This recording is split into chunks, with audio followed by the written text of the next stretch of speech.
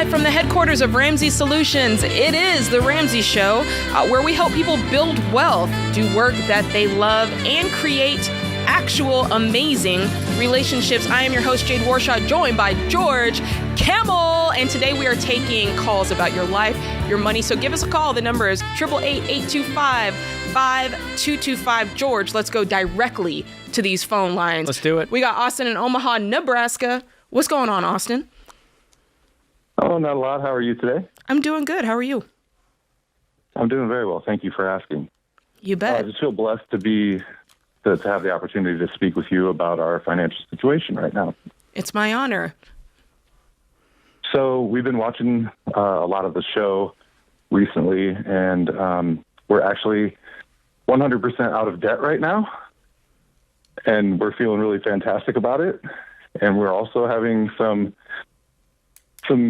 anxiety about what do we do next, because we have our emergency fund saved up. We allotted $2,000 per person. We've got 6 months worth of living expense saved up for our current situation, which we're renting. Okay. But we want to get into a house, and we don't know at this point in the game, do we just sit and stack cash and then wait until we can just go buy a house outright? Or do we stack enough cash for a down payment and then get into a house as quick as possible? Yeah, that's a really good question. I have a question for you before I give you my answer to your question. When you said that you had an emergency fund, you said $2,000 per person. Can you elaborate on what that meant? Oh, sure. Our understanding was that we needed to have for small medical emergencies about $1,000 per person. And then on top of that, we needed 6 months worth of household bills and expenses. Interesting. So we saved $2,000 per person, and then on top of that, 6 months worth of household bills. Okay. Well, that's an interesting thought. The way we teach it here at Ramsey is just to save 3 to 6 months of your basic household expenses, so that if you were to come on hard times, maybe you lose a job, you have a medical emergency, that would be enough to, get you through until you're back on the other side of things. So, the $4,000 extra you have saved, as far as I'm concerned, you can throw that over to the down payment and start, you've got $4,000 saved already to go towards that. And as far as whether or not you want to buy a home outright, or if you want to save, $20,000 or as much as you can save to put down, that's really up to you and your wife. What's the going rate for a home that you think will be right for your family? Well, wow, that's a tough question. We've been looking at the different values of houses and then plugging in the numbers. And, if we were going to go on the 15-year fixed, like we're seeing that you're teaching, then our approximate price range is going to be right around $175K. Mm-hmm. Are there homes for $175K? 25%. Pardon me, sir? Are there homes for $175K in your area? There are. It's our first house. We'll be first-time home buyers. So cool. Mm-hmm. It's nothing that we're really going to want, but we know that we're going to have. Well, here's the deal. If you're like, hey, the 250 home is the goal, well, all that means is patience. We're going to save up more down payment so that we can afford this and stay within those parameters. Yeah. What's your income? Combined, we are slightly over $100K a year. Okay. And how much can you throw every month toward down payment savings currently? Well, we haven't discussed exactly what we could throw at specifically that savings, but our margin after our budget is $1,746.99 a month. Great. Are you guys investing at all right now? No, we withdrew completely out of our 401ks, actually just as of yesterday, so we could start channeling all of our money straight into a high-yield savings account. So you're wanting to do baby step 3B full on. Hey, we're not going to invest at all, but for the next year or two, we're just going to pile up cash to get into that home. Yeah, that was the idea. We just weren't sure if we should pile up just enough to get in or what the... Well, at this rate, I wouldn't aim to try to pay for a house in cash because it's going to be a moving target and it could take you 10 years. Mm-hmm. So I'd rather you get to the point where you can do that 15-year fixed rate, 25% of take-home pay going towards the mortgage. Mm-hmm. That's when you know it's the right time to buy. Okay. That's actually the exact discussion we had last night. I said, I think what we need to find out tomorrow is whether or not we're going to be here in the apartment for 2 years or 10. Yeah, and if it's going to be more than 2, I would start investing. I would too. You could do both simultaneously. Maybe start out by saying, okay, like George said, for the next year and a half, up to 2 years, we're just going crazy, putting all of our money into this down payment. But maybe once you hit that 2-year mark, if you're not ready to pull the trigger and you're like, you know what, we've got this much saved, it'd be great if we saved, X amount of dollars more, I'd go ahead and start investing and then try to reach that savings goal at the same time. That way you're not missing out on valuable time and compound interest. What do you think about that? It's a pretty powerful force, right? Absolutely. When it's going in the right direction. So just doing some math for you. Going in the right direction, yes. $1,700 a month is $20,000 a year. So in 2 years, you'd have $40,000. And let's say it's a $200,000 home. That's 20% down. That would give you a $160,000 mortgage. And you can use our mortgage calculator on our website to start figuring out, all right, are we going to be within this range? And if it's 26%, we're not going to yell at you. The whole point of that is not to be legalistic. Sure. It's to make sure that you're not house poor and you have 50% of your take-home pay going towards a mortgage. Amen. How's that hit you? That hits me like a pretty solid plan. Excellent. Awesome. I love it. We got him out of analysis paralysis mode. That's right. That was a great call. I think, George, a lot of people are in that situation with the market the way it is. It's almost like even when people have done the math, it's like we can save for this, or a lot of people I've talked to have already saved the money and they're just sitting on it because they're afraid to get into the market because interest rates are high, inflation is high, student loans are coming back, and it's like, do I pull the trigger? Is it smart to buy a home? It's like there's all this uneasiness around a subject, and so true. Well, it's interest rates and the housing market's insane. It's the best time to buy a house is when you're ready financially to buy a house. And so that's why we have those parameters. You don't have to wait on the sidelines and wait for some magical perfect interest rate or wait for the housing market to crash. You might be waiting a long time. A long time. And by then you're mad at us because you're like, the house prices are triple now. I'm like, right. Sorry. And I know a lot of people are worried, obviously interest rates on average have hit over 8%. And it's like, no, I'm just going to wait. I'm going to wait it out. I'm like, no, if you have the money, go buy, get into the market. If interest rates go down enough that it makes sense for you to refinance, you'll always have the opportunity to do that. But you don't, like you said, you don't want to sit on the sidelines, get in the game, because whatever property you have, if you buy smart, it is still going to go up in value over time. And you've got to get into the market so that you can start being a part of the game and adjusting how everybody else is, right? Oh, yeah. If you just sit out there and you're renting forever, not to mention rent goes up too, That's true. And a lot of people were freaking out. Remember, it wasn't long ago we had bidding wars, and before it even hit the market, it was gone. Well, the market's cooled down a little bit. Yeah. Now you can actually take your time. You might be able to even have a really great offer below asking price. That's right. And get it. And so if you're on the sidelines, it's time, hit up our friends at Churchill Mortgage, get pre-approved, start the process, start house hunting with a Ramsey trusted real estate agent. All of these things are going to help you get out of that analysis paralysis. That's right. Your rent, your mortgage, that payment is usually people's highest payment, right? And you don't want that fluctuating your whole life with rent. We know that home buying is the key to building wealth. This is The Ramsey Show.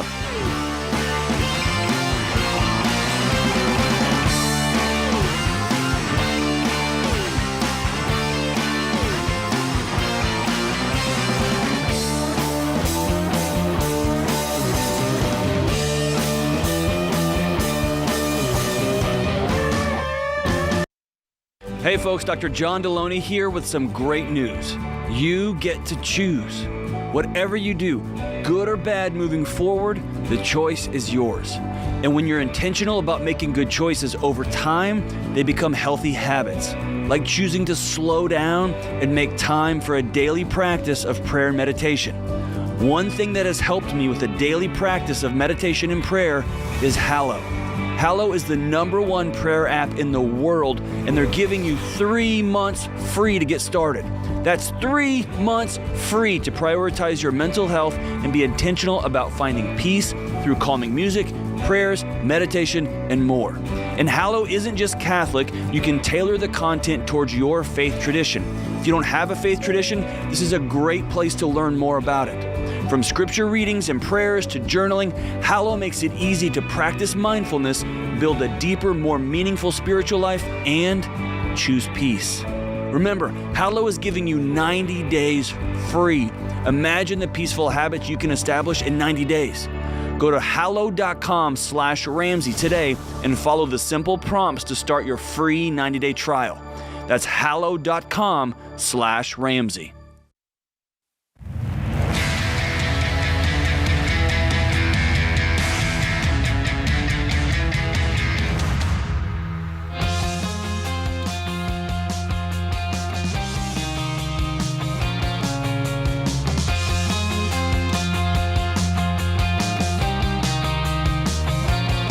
This is The Ramsey Show. I'm your host, Jade Warshaw. To my right is George Camel.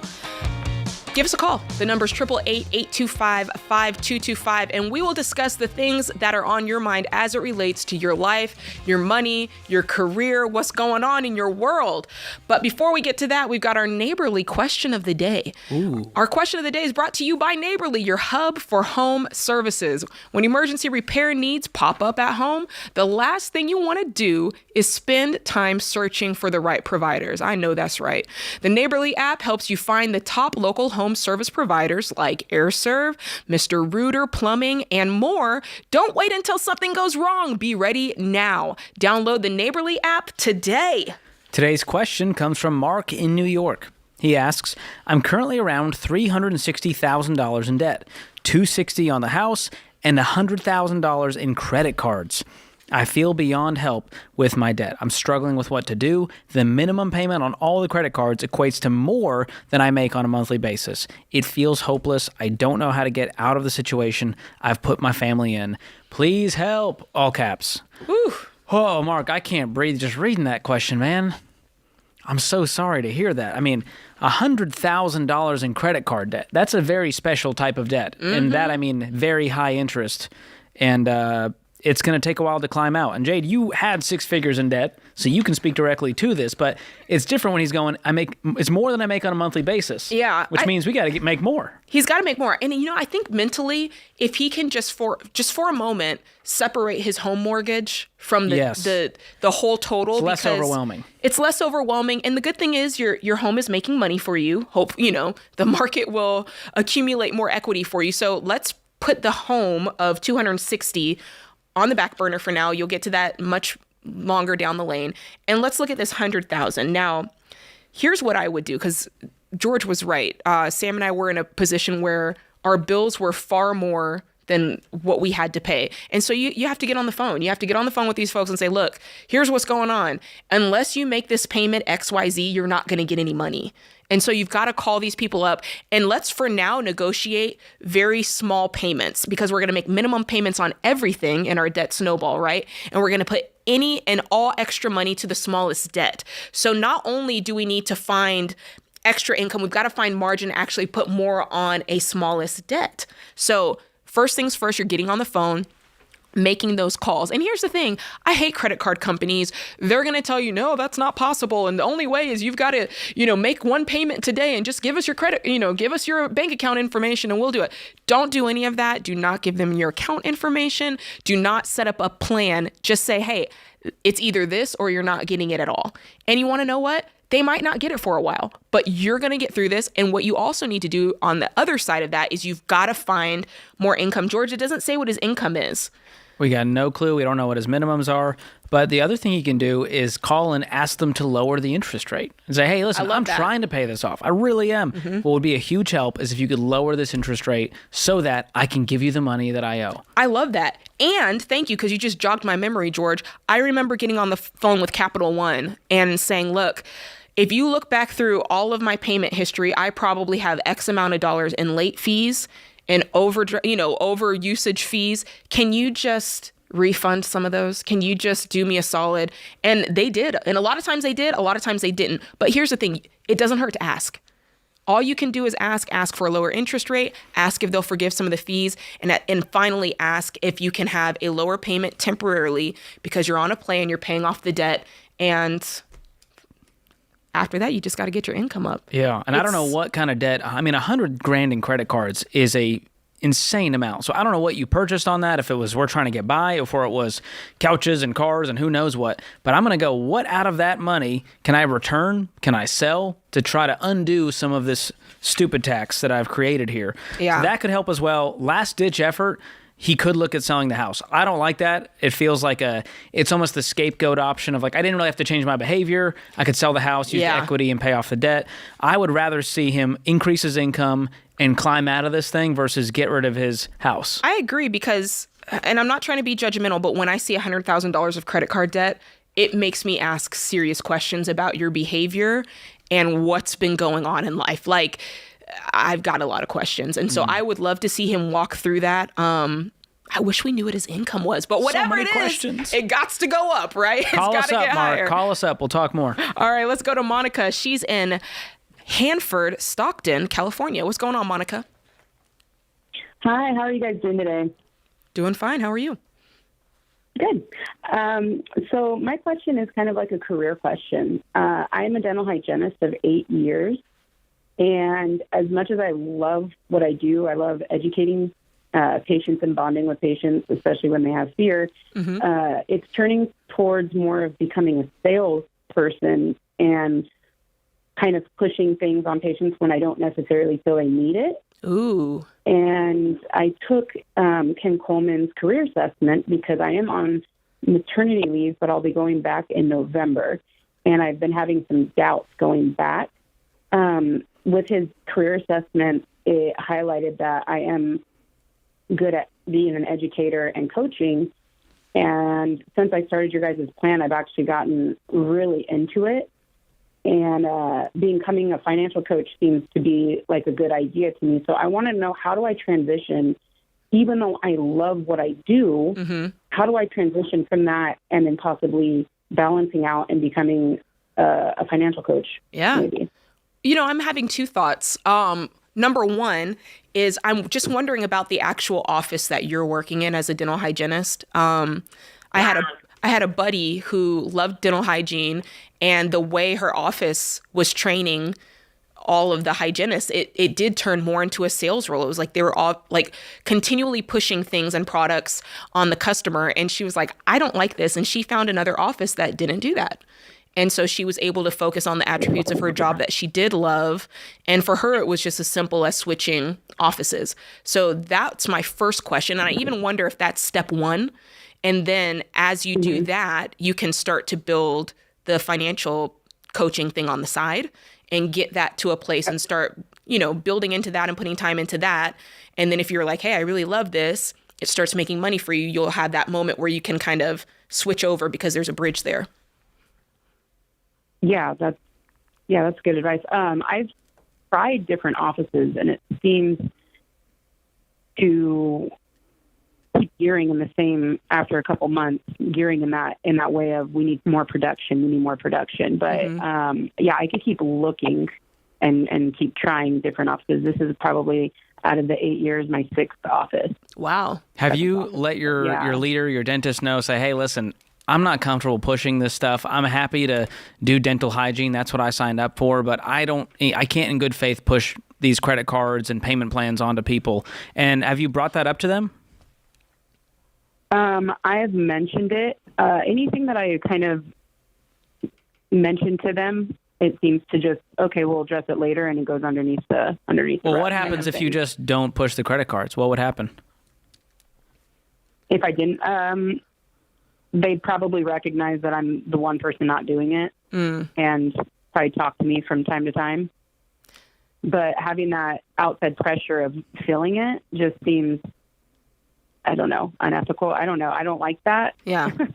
I think if it's not needed, there's a difference between knowing what the patient needs and me feeling strongly about that and educating them and doing it what's best for them. Absolutely. Because no one's the same. You got to treat them based on their needs, not what a general, here's the package deal, get all of it. Well, you work with integrity, and that's great. I mean, that's the type of person I'm looking for in a dental hygienist right there. So I think that that's incredible. The thing I'm worried about is I don't want you leaving this job without something prepared for you. So whenever we talk about going from a situation where you've got like the steady income, George, and it's like, hey, I want to build this business over here, you've got to play those cards correctly, because you don't want to just quit and then you're like, that is not the position that you want to build a business We don't from. want this to be a giant leap of faith. We want it to be just a step off the dock right into the boat. Yep. Right there. So build that business. I'd start pouring into that now, start getting your feet wet, start getting the training you need, and start building that up so that it's there when you're ready to make the leap. This is The Ramsey Show.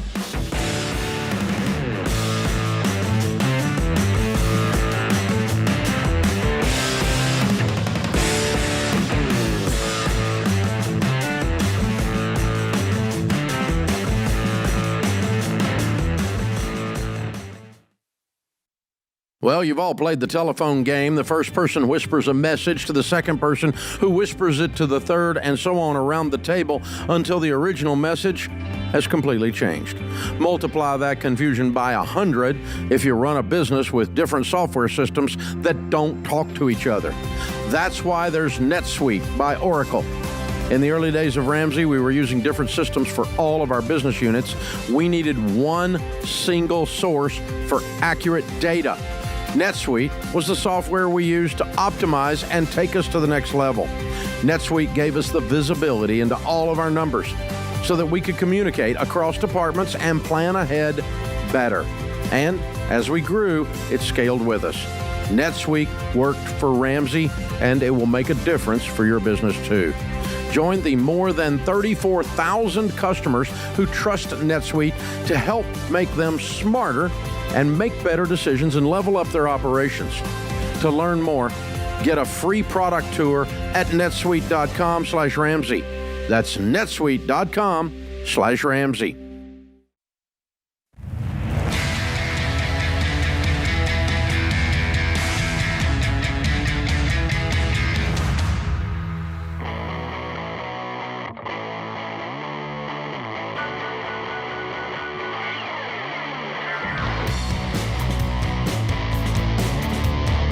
All right, this is the Ramsey Show. I am Jake Warshaw. This is George Camel, and we, every month, do a series of budgeting webinars because, George, some of the biggest questions we get is, how am I supposed to budget? My income is irregular. Or how am I supposed to stick to my budget? Or my spouse sticks to my budget, I don't stick to the budget, or vice versa. And people need help with this. Oh, 100%. And we can't go through this on radio. And so to have an hour where you can visually see us going through every dollar, showing you how it works, showing you how to create that margin, the response has been amazing. Incredible. Like, it's amazing how many people sign up for these webinars month in, month out. We usually do about 2 a month.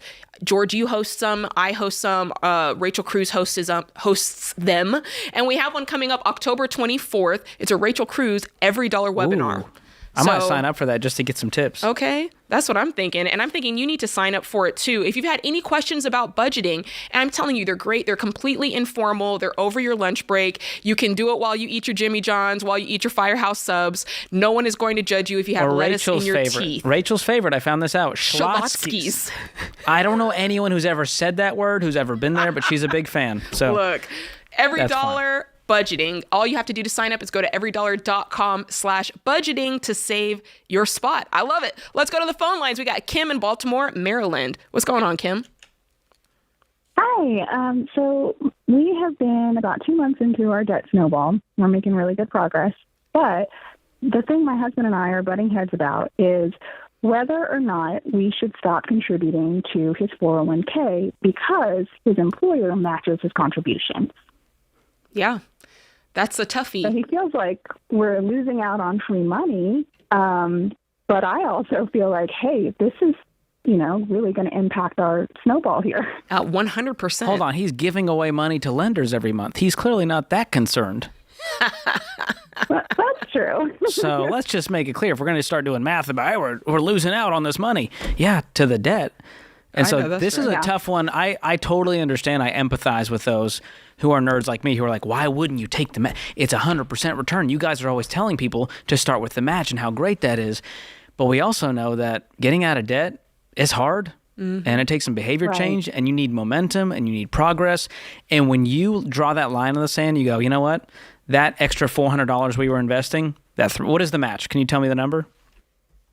So right now, he's already agreed to drop it down to the maximum that they will match. So it's at 400. So we put in 400, they put in 400. Okay. Mm-hmm.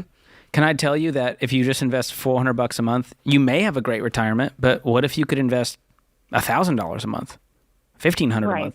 That's what happens when you free up those debt payments. And pausing your match, going down to zero, lights a fire under you to then get out of the debt so you can get back to investing, to then invest way more than the measly match. Yeah.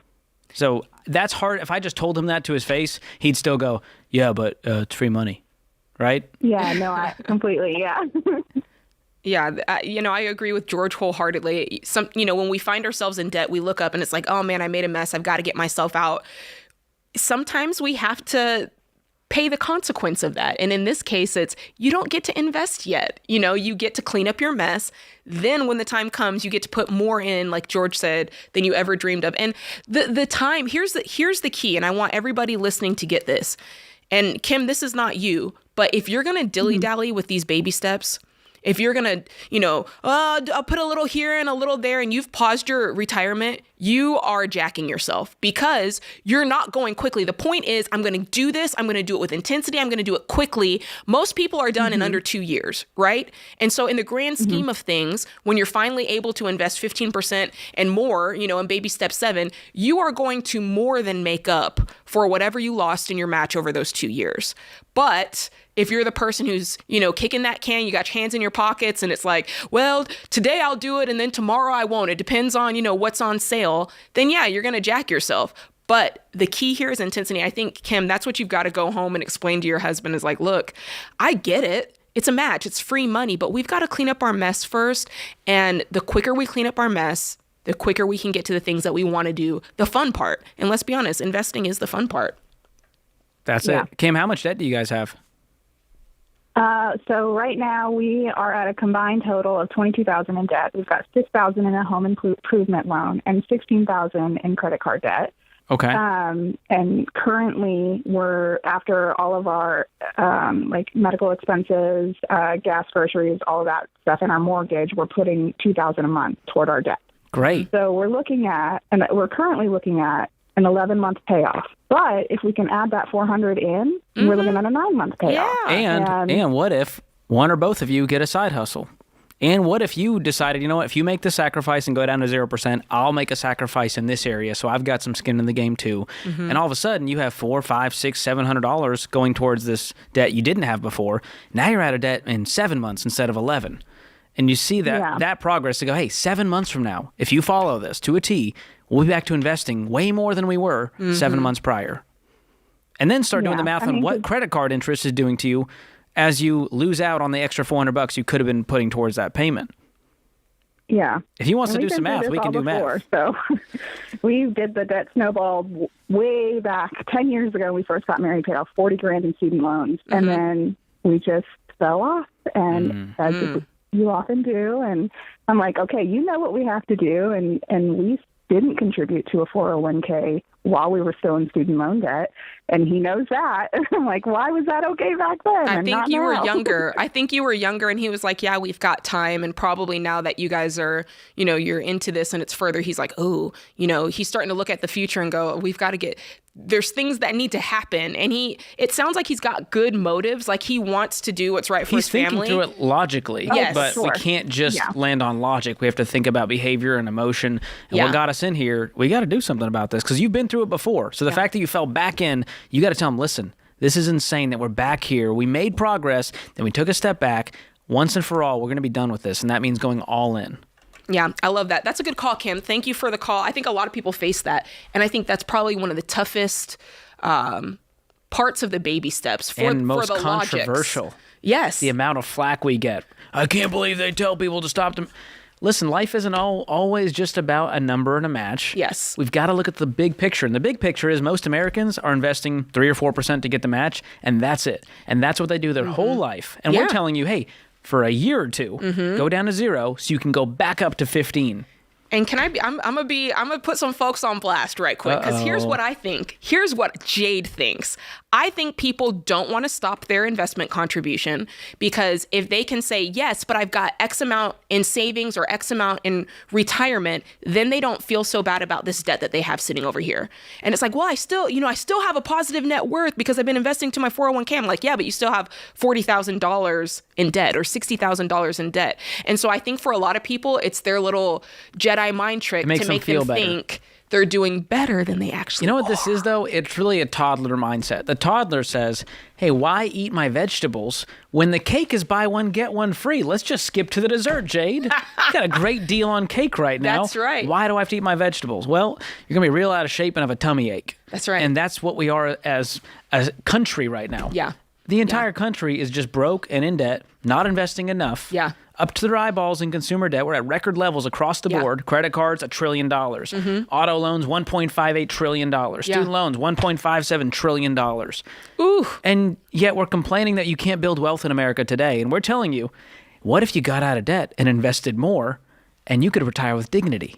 I love that. And people are like, nah, even more than dignity. I'll take my BOGO cake, Jade. No, thank you. You know what I call that? I call that skinny fat, George. Have you ever seen people who they look skinny, but their diet is total crap. They eat McDonald's and but somehow because they have good metabolism or whatever, they're still skinny. And I think that when you are investing, it's like, oh, I've got this money stacked, I've got savings, but you've got this pile of debt over here. It makes it look like, hey, I'm in good shape. I do what I'm supposed to do, but really, your diet is crap and you're eating McDonald's and you've got a bunch of debt stacked over here, and it's when you sweat, it's sweating out of your pores. Why do you think I'm wearing all black today, Jade? It's very slimming. It is very slimming. You don't know what I'm hiding under here. I don't want to know what you're hiding under that so much jacket, McDonald's, George. You know me. That's only for Whitney to discover. This is The Ramsey Show.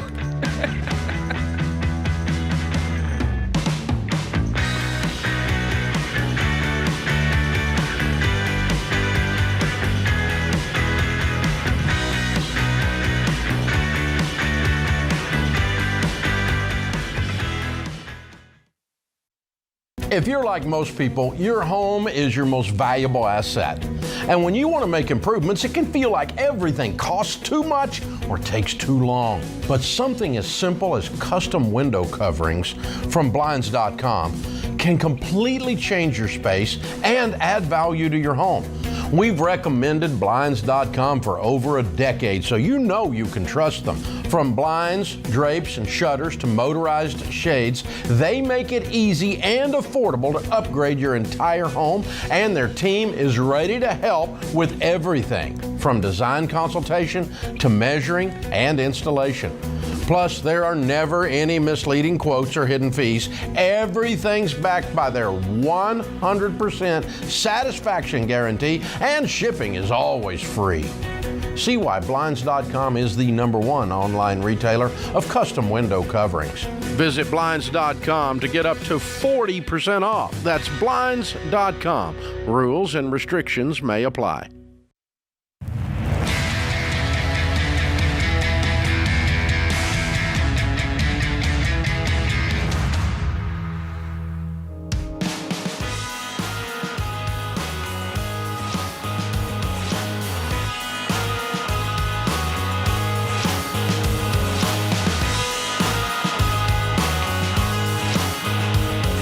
You're listening to The Ramsey Show. I am your host, Jade Warshaw. I'm joined by George Kamel, who is host of The George Kamel Show on YouTube, which, by the way, is popping off, George. We just hit 100,000 subscribers the other day, Jade. I saw that. We Congrats. did it. Now I got to beat Deloney and Rachel. Yes, you do. Some friendly competition. I love that. We're having fun. Yeah, if you have not already, hop on over to YouTube and smash that subscribe button for The George Kamel Show. And by the way... You were on the show. We had you on a really fun interview. That's right. That was super fun. People love Jade on there, so you need to come back. That was a lot of fun. Thanks for having me. There it is up there on the screen, The George Kamel Show, if you're watching on YouTube. And for all you who are loyal listeners to this show, The Ramsey Show, thank you so much for listening. And we hope that you will share the show with others the same way that I just shared George's show. Sharing is caring. Sharing is caring. And we want all of our friends to be rich and out of debt as well. So share the show so that they can get this wonderful... They call this gatekeeping, Jade, when you don't tell someone. Interesting. Yeah. Don't gatekeep. Is that Let people know that debt freedom is possible. Yeah. That you can invest the right way and not fall for all these TikTok traps. Interesting. Don't gatekeep. I'm trying to be young and relevant. Well, Jay-Z said you're not rich if you're the only one rich and nobody around you is. Oh. That you're not really wealthy. It's got to be contagious. It's got to be contagious. You got to be hanging around other rich people. That's right. You got to be sharing the knowledge, sharing the wealth, sharing the blueprint. And that's what we want you to do. If this show has changed your life, if you like it, maybe you just find it entertaining, tell some people about it. Hit that little paper airplane button on Instagram or share it through YouTube, or just like old school, just like talk about it while you're having lunch and tell somebody, hey, there's this new podcast I've been listening to and it's awesome. It's called The Ramsey Show. We would appreciate that so much. It's free. And of course, like we said, it's spreading that good all around the world. So in the meantime, let's go to the phone lines. We've got Marie in Durham, North Carolina. North Carolina, what's going on? Hi, guys. Thanks for taking my call. You're welcome. How can we help? So I have a question. I just recently paid off all my debt, about $80,000. Woohoo! And I didn't go through the baby steps like a normal person because I didn't start until late. But I also have like a uniform transfer to minor account that my parents created for me when I was younger, and I'm under the impression that it's just like mutual funds now.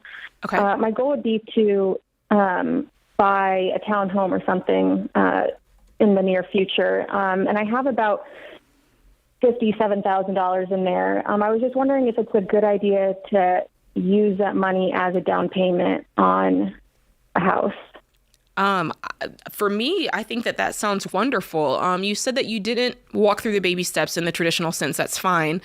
You don't have any debt, and that's great. My next question before you bought a house would be to make sure that you've got 3 to 6 months of expenses set up. Do you have that? So yes, I also cash-wise, I have about $30,000. 25 of that is in a high-yield savings account, and the rest is just in my checking. Okay. And then I have, I paused investing in my retirement, and I have about $7,000 in there. I don't know if I should resume that now, but okay. So the 25 that you have in the high yield, is that 3 to 6 months? Like what portion of savings is that for you? So that would be 3 to 6 months of savings for me. And my goal, so I have $30,000. I would want to save at least $20,000 for my emergency fund. Okay. Before I buy a house, and I have that. So if $20,000 gets you to 3 months or 4 months or whatever that part is within the 3 to 6 months, which for you, let's take that a little bit further. Okay, so it's just you. What type of work do you do? I'm a nurse. Okay. So pretty steady work. You're probably okay with 3 months. If 4 months makes you feel better, I'm not mad at that. Mm-hmm. Typically, the way we determine that is if you're in good health, if you have a stable job, if you're somebody who's married, what do your job situations look like? That's kind of how we determine that 3 to 6 month situation. And I feel like you as a nurse, I'd probably stick somewhere between 3 or 4 months, and I'd feel good about that. George? Yeah. And on top of that, have you looked into the tax implications of withdrawing the money? I do know there will be tax implications, and I didn't even know like if just pulling the money out would even be a good idea.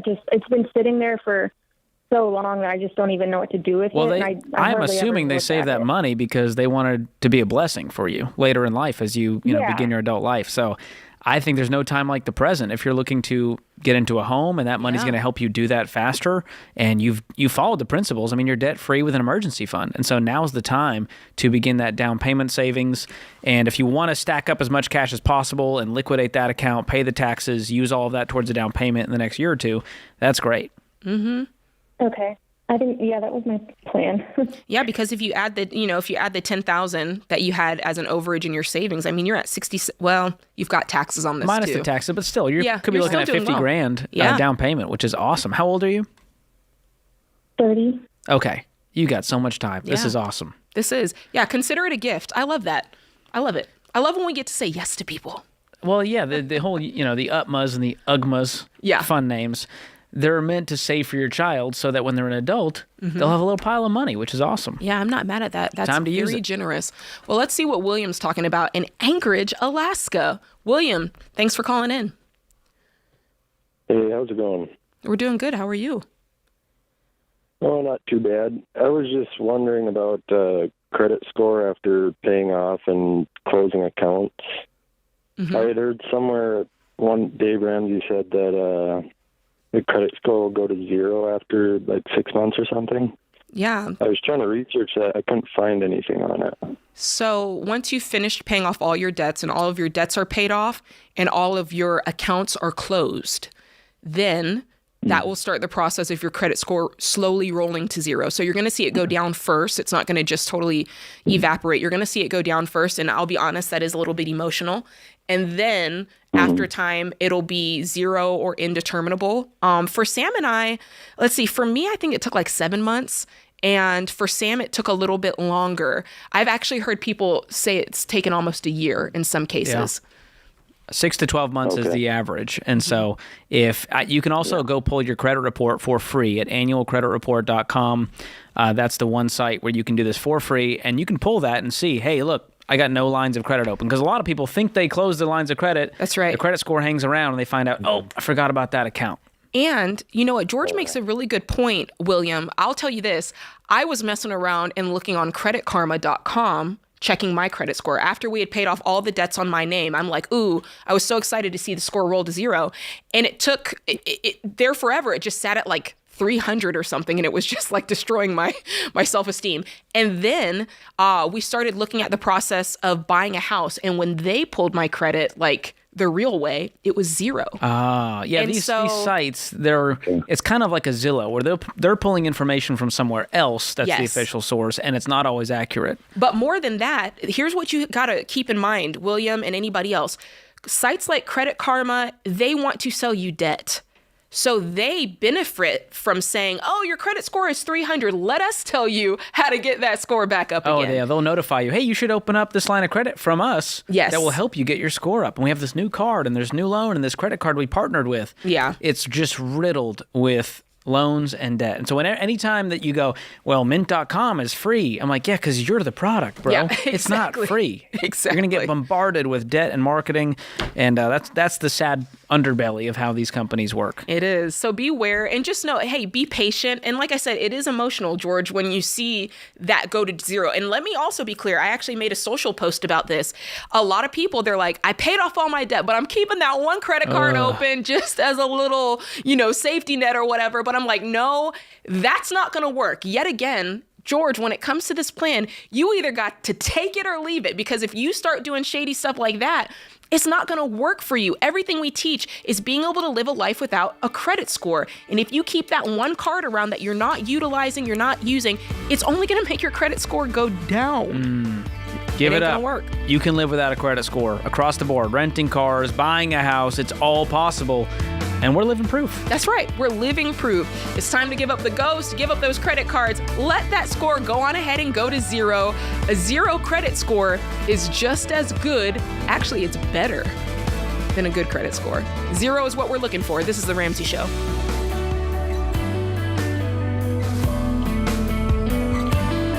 Hey, it's George Camel. If you like what you heard in this episode and want to know more about getting started on the Ramsey baby steps, go to RamseySolutions.com and click on the Get Started button. We'll help you figure out the best next step for you based on your specific situation. That's RamseySolutions.com and click Get Started.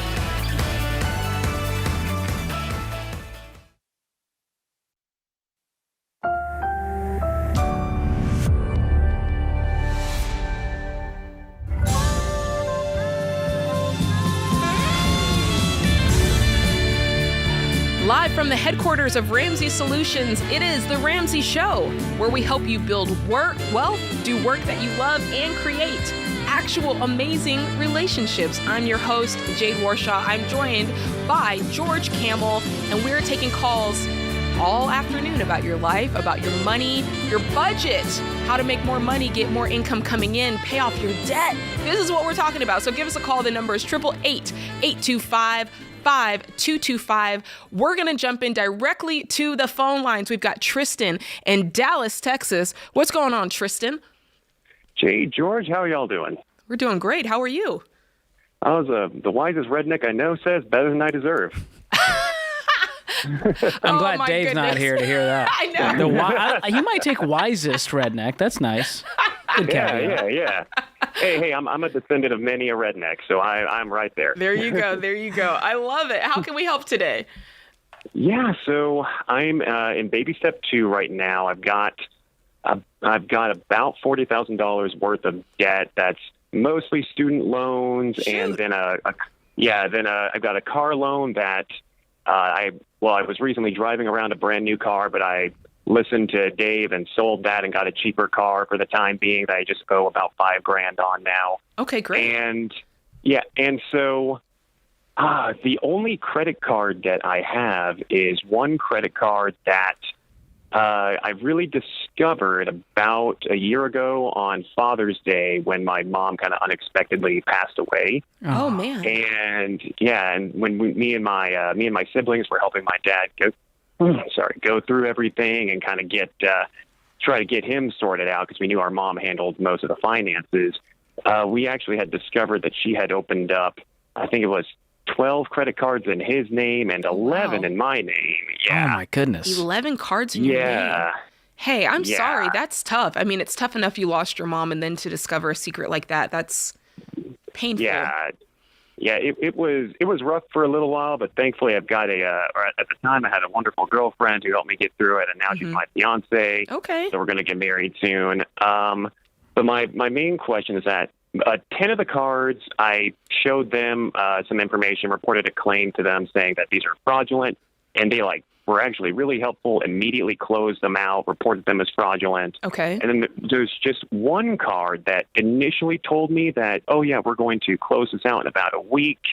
And then I found out a few months later that they had, in fact, not closed the card out, and they had been charging me late fees. And it's just been, Did you get it in writing that they were going to close it? Unfortunately, no. It was all over the phone. Yeah, and basically we've been going back and forth for about a year, and it turns out the thing that they are hanging on right now to keep it open is that when I was 18, my mom had bought me a plane ticket to go visit my older brother in California as an early birthday present. Okay. And she apparently had done that on that credit card, so there was a plane ticket in my name. So, hey, this isn't fraud. What's the balance on it? What's the balance on the card? It was about $1,800, but after the late fees, now it's $2,200. And so part of me is just kind of frustrated and just kind of wants to be okay, let me maybe just throw this in the debt snowball. But the other part of me is just dagnabbit, I don't want to let this freaking credit card company win. So what's your income? This year it's going to be 91. Okay. If I'm you, this has been a year of headache and hassle. You lost your mom. This is not what you want consuming your mental space. Yeah. You know what I mean? And it's if I don't want to overstep, but the longer that you have to deal with this, I feel like it has the ability to kind of infiltrate what you're feeling about your mom even. She left me with this problem, and now, and it's just, I feel like that can be a really tangled web, and you can end up feeling some bitterness or some anger towards her when really all you want to do is just grieve your loss. Yeah, and I definitely felt that for about the first 6 months after she passed, and I went to therapy for it though, and so I really don't. Yeah, that part I'm not really holding on to anymore because she did what she did. In her mind, she thought she was doing what was the best for us and us other kids. But so that I'm not too worried about. I'm just I'm still going to pay it. George, what would you do? Okay. I would call and say, listen, I'm done with this. Here's what I'm asking you to do. Just cut the late fees. Cut this $400 off. I'm happy to pay the original balance, but we've been fighting this thing. I didn't even know about this card, and so I'll work with you on this, but I'm paying my $1,800 and that's it. And get that in writing and say, hey, I'm closing the card after that. So that's what I would fight for, but I wouldn't fight to try to get it to zero over the next 10 years, like Jade said, and it's too many brain calories. Yeah. Yeah. Over too small of an amount of money. Yeah, I agree with that. I second that notion, George. That's a good one. So sorry, Tristan. I appreciate the call, Tristan, but that is tough. Man. I hear about this all the time. And this is not what happened in Tristan's situation, but for moms and dads listening, it is fraud if you open up credit cards in the names of your children, and say that it's you. That's fraud. And not only that, you have the ability to really jack their credit. I know people personally who this has been done to them, and then they hit 18 and they get into the world and they're 21 and 23 and they're like, why is my credit already bad? What's happened to me? And they find out it's because their parents have opened up cards in their name. You mess with your kids' financial life. And the other trend I'm seeing, Jade, I'm seeing all these videos on Instagram and TikTok. there's all this advice saying, hey, add your kid as an authorized user on your card, even if they're 3 years old. When they're 18, they're going to have amazing credit, and they're going to be so grateful. And here's what happens. The parents blow up their kid's credit. Yeah. By accident. Yes. And then screw up their kid's financial life before they're even an adult. It's so unfair. It's so unfair. You've got to let your kids decide who they want to be financially. You don't just set them out there and just assume that because what if they follow the Ramsey way and they don't want to have anything to do with credit and credit cards? What I could only hope. I could only dream that's the case, George. That's what we're hoping for. But you've got to be careful. And then there's another teaching in this, George, about if you are monitoring your own credit and making sure you see all the accounts on there, because this guy is talking about, he said there were 10 accounts, 11 in his dad's name, and then another 11 accounts in his name. Oof. Yeah, this is the importance. We are not for the credit score, but we are for pulling your credit report once a year. You can do this on annualcreditreport.com. We have no affiliation. This is just the authorized federal website to do this for free. And that will show you every single trade line, credit account you have open, every single student loan, everything. It's going to lay it all out to give you a picture. And that's how I found out that fraud had happened to me. Yeah. There was an AT&T account and a Verizon account opened across the country with a previous address of mine in Nashville. Wow. That was opened, and they added $1,700 worth of debt. Wow. Onto both of those accounts. And the only way I found that was pulling my credit report. Yeah. And getting a collector call saying, hey, you owe us this money. I went, what? I didn't have Verizon. Yeah. So there you go. Something like that happened with Sam and I. It was a Discover card, and he was like, I don't know what this is. I don't know what it came from. And yeah, check your credit score. Make sure you recognize the debt. And when you do, pay it off. This is The Ramsey Show.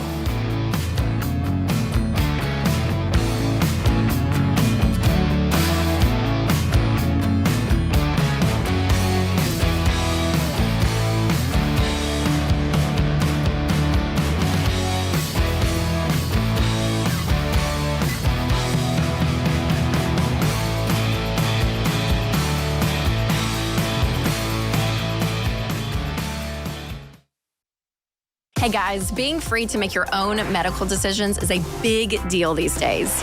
Christian Healthcare Ministries gives members the freedom to choose the doctors and providers they want without the frustration of worrying about networks and with no waiting period to join.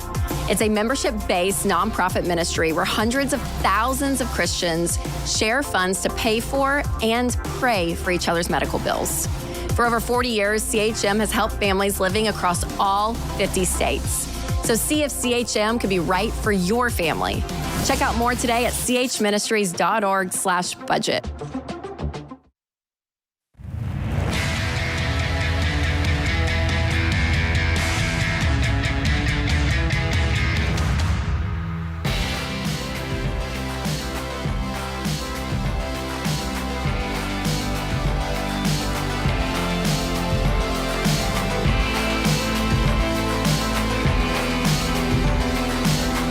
All right, you are listening to The Ramsey Show. I am Jade Warshaw, your host, joined by George Kamel, host of the George Kamel YouTube show.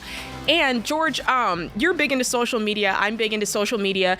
There's a trend that is circulating that, to be honest, I can't tell if I think it's funny or if I'm a little bit offended. But it's called, both. Yeah, a little bit of both.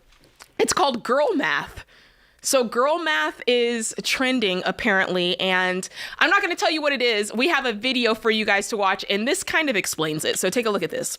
There's a list of things that I firmly believe because of girl math. Anything under $5 is free. Anything I buy with a gift card is free. If I buy something but then I return it, I've made money. Going to an event or a concert is free because I purchased the tickets so long ago, it doesn't even count. I load my Starbucks app in advance, so Starbucks is free. Anything discounted more than 50% is free, and I am losing money by not getting it. If I'm paying someone back for dinner and I have money in Venmo, that dinner is free. If I don't buy something, if I don't buy a pair of shorts for $50, I've made $50 and I can then go spend $50 on something else. Okay, this one's a little bit weird, but my husband and I share credit cards and a bank account, but somehow every time that he puts down his card with his name on it, that's free and he paid.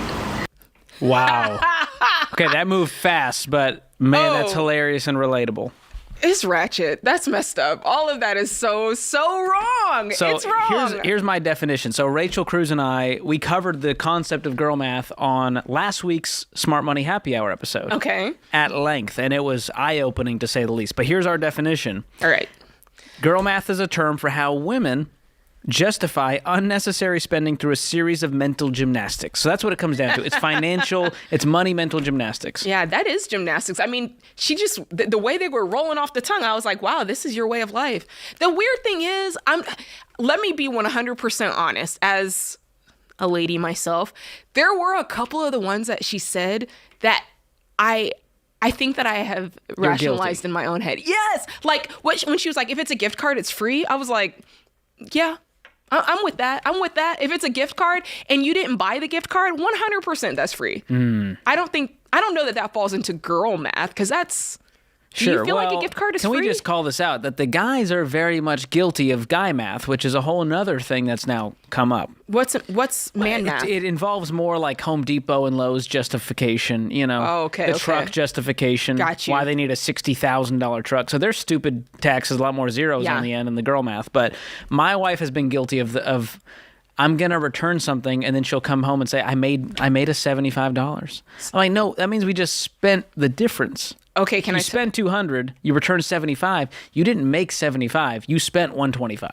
Okay. You know what I mean? Okay, well, can I tell you my version of that? Because I think mine's worse. Uh-oh. If honestly, today I have a return, and I was already thinking about this. Look, I know where you're going with this. I have a pair of pants and a shirt to return, and I'm like, hey, that's going to be like $110. And I was already thinking, like, if I know what I want to get, and I'm like, it's like $140, and I'm like, it's free because I'm like doing a return. Well, and even though it's a little bit more, I still feel like your return isn't going back in the budget. You're like, well, that gives me $110 I can spend elsewhere. Because that money was already spent. That's right. Now, I want to call out that and your I do husband feel like Sam, you can add a little to it. Your husband Sam is in the lobby watching this right now. So you are spilling the tea on yourself. He is giving me a look of distaste. He's like, you best not. I think that he's even shaking. He's having a whole conversation through the glass. I can't hear you, Sam. Oh, my gosh. I don't want to hear what you're saying right now. But girl math, here's the thing. Let me tell you a quick story. I had a buddy call me the other night. I'm not going to tell her name. I won't put her on blast, but she makes tips for a living. She called me up. She's like, Jade, if I have this tip money and I go out and buy XYZ, it doesn't count, right? And I'm like, yes, it does. She's like, yeah, but it's like found money. It's like extra money. It doesn't count. And I'm like, oh boy, yes, it does. So sometimes I even think if we have cash, like somebody gives you cash money, you get cash back in your pocket. People think I don't have to add that to the budget. I can just It's blow outside that. of the system. It doesn't exist in the matrix. There's no paper trail. That is true. Gen Z had because we're all about like, hey, switch to cash. Cash envelope. It'll get control your spending, and then they go to cash and they go, no, this is free money because it never touched my bank account. So my rule is it has to be reflected in the budget. All money. Whether it's cash, whether it's a return.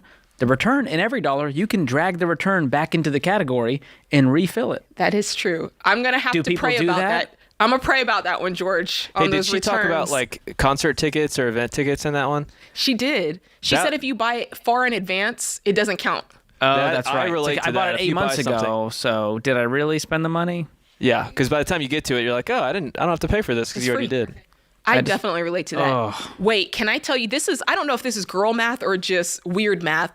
Buying a car in cash. I have said this before, and I know people are probably rolling their eyes out of their head, but when you save up and buy a car in cash, I feel like it feels free. Like when you go and buy the car, it's like it never happened. Wow. Because you've been putting this money aside. It's been earmarked over there. It's never been part of your emotional, like, day-to-day money self.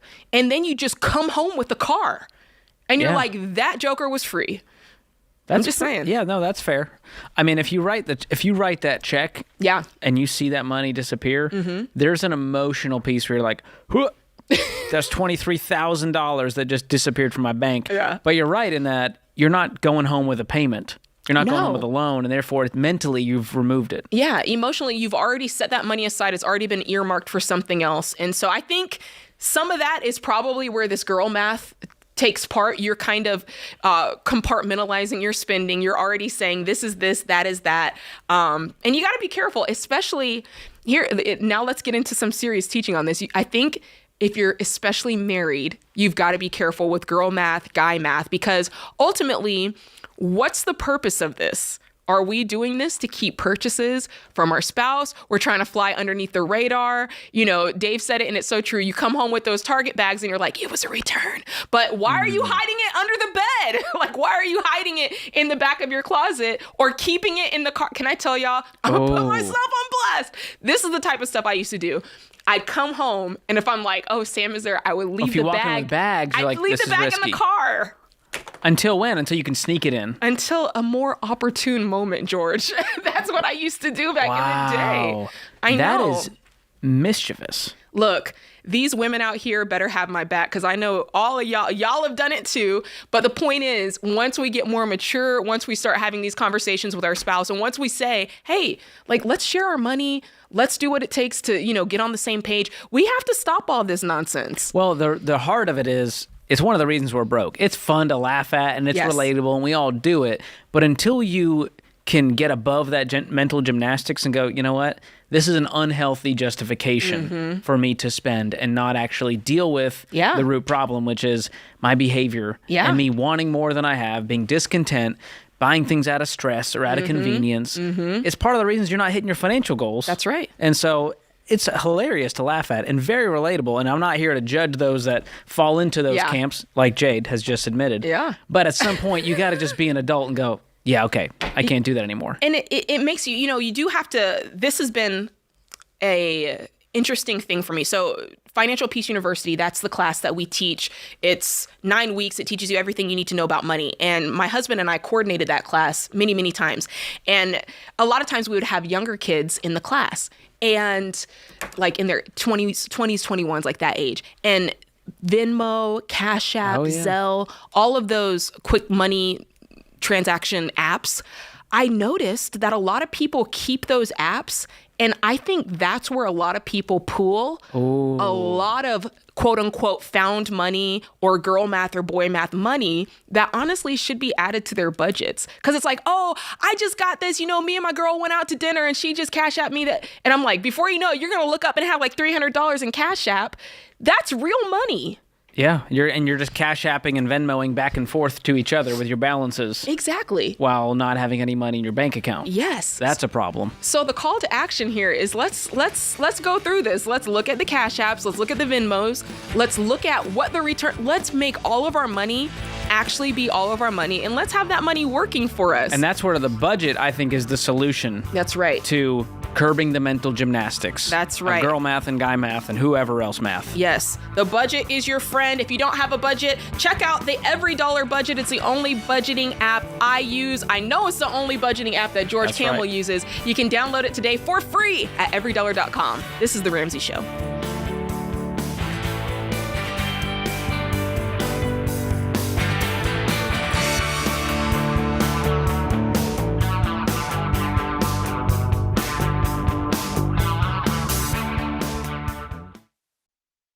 Hey, if you're in over your head with student loans and tired of getting calls from collection agencies, if private student loan debt is taking away your financial peace and you don't see any way out, you need Y Refi. They're not a debt settlement company, and they're not connected to a bank. Y Refi refinances defaulted private student loans that other places won't touch and gives you a custom loan built for you based on your ability to pay. So when you refinance your private student loan debt with Y Refi, you'll have a payment you can afford with a low fixed interest rate you couldn't get anywhere else to help you stick to your budget and work the debt snowball. And you can save thousands of dollars. To learn more about this custom refinancing option and a lump sum payoff option you could qualify for after 24 months, call 844-2-RAMSEY or go to yrefi.com/Ramsey.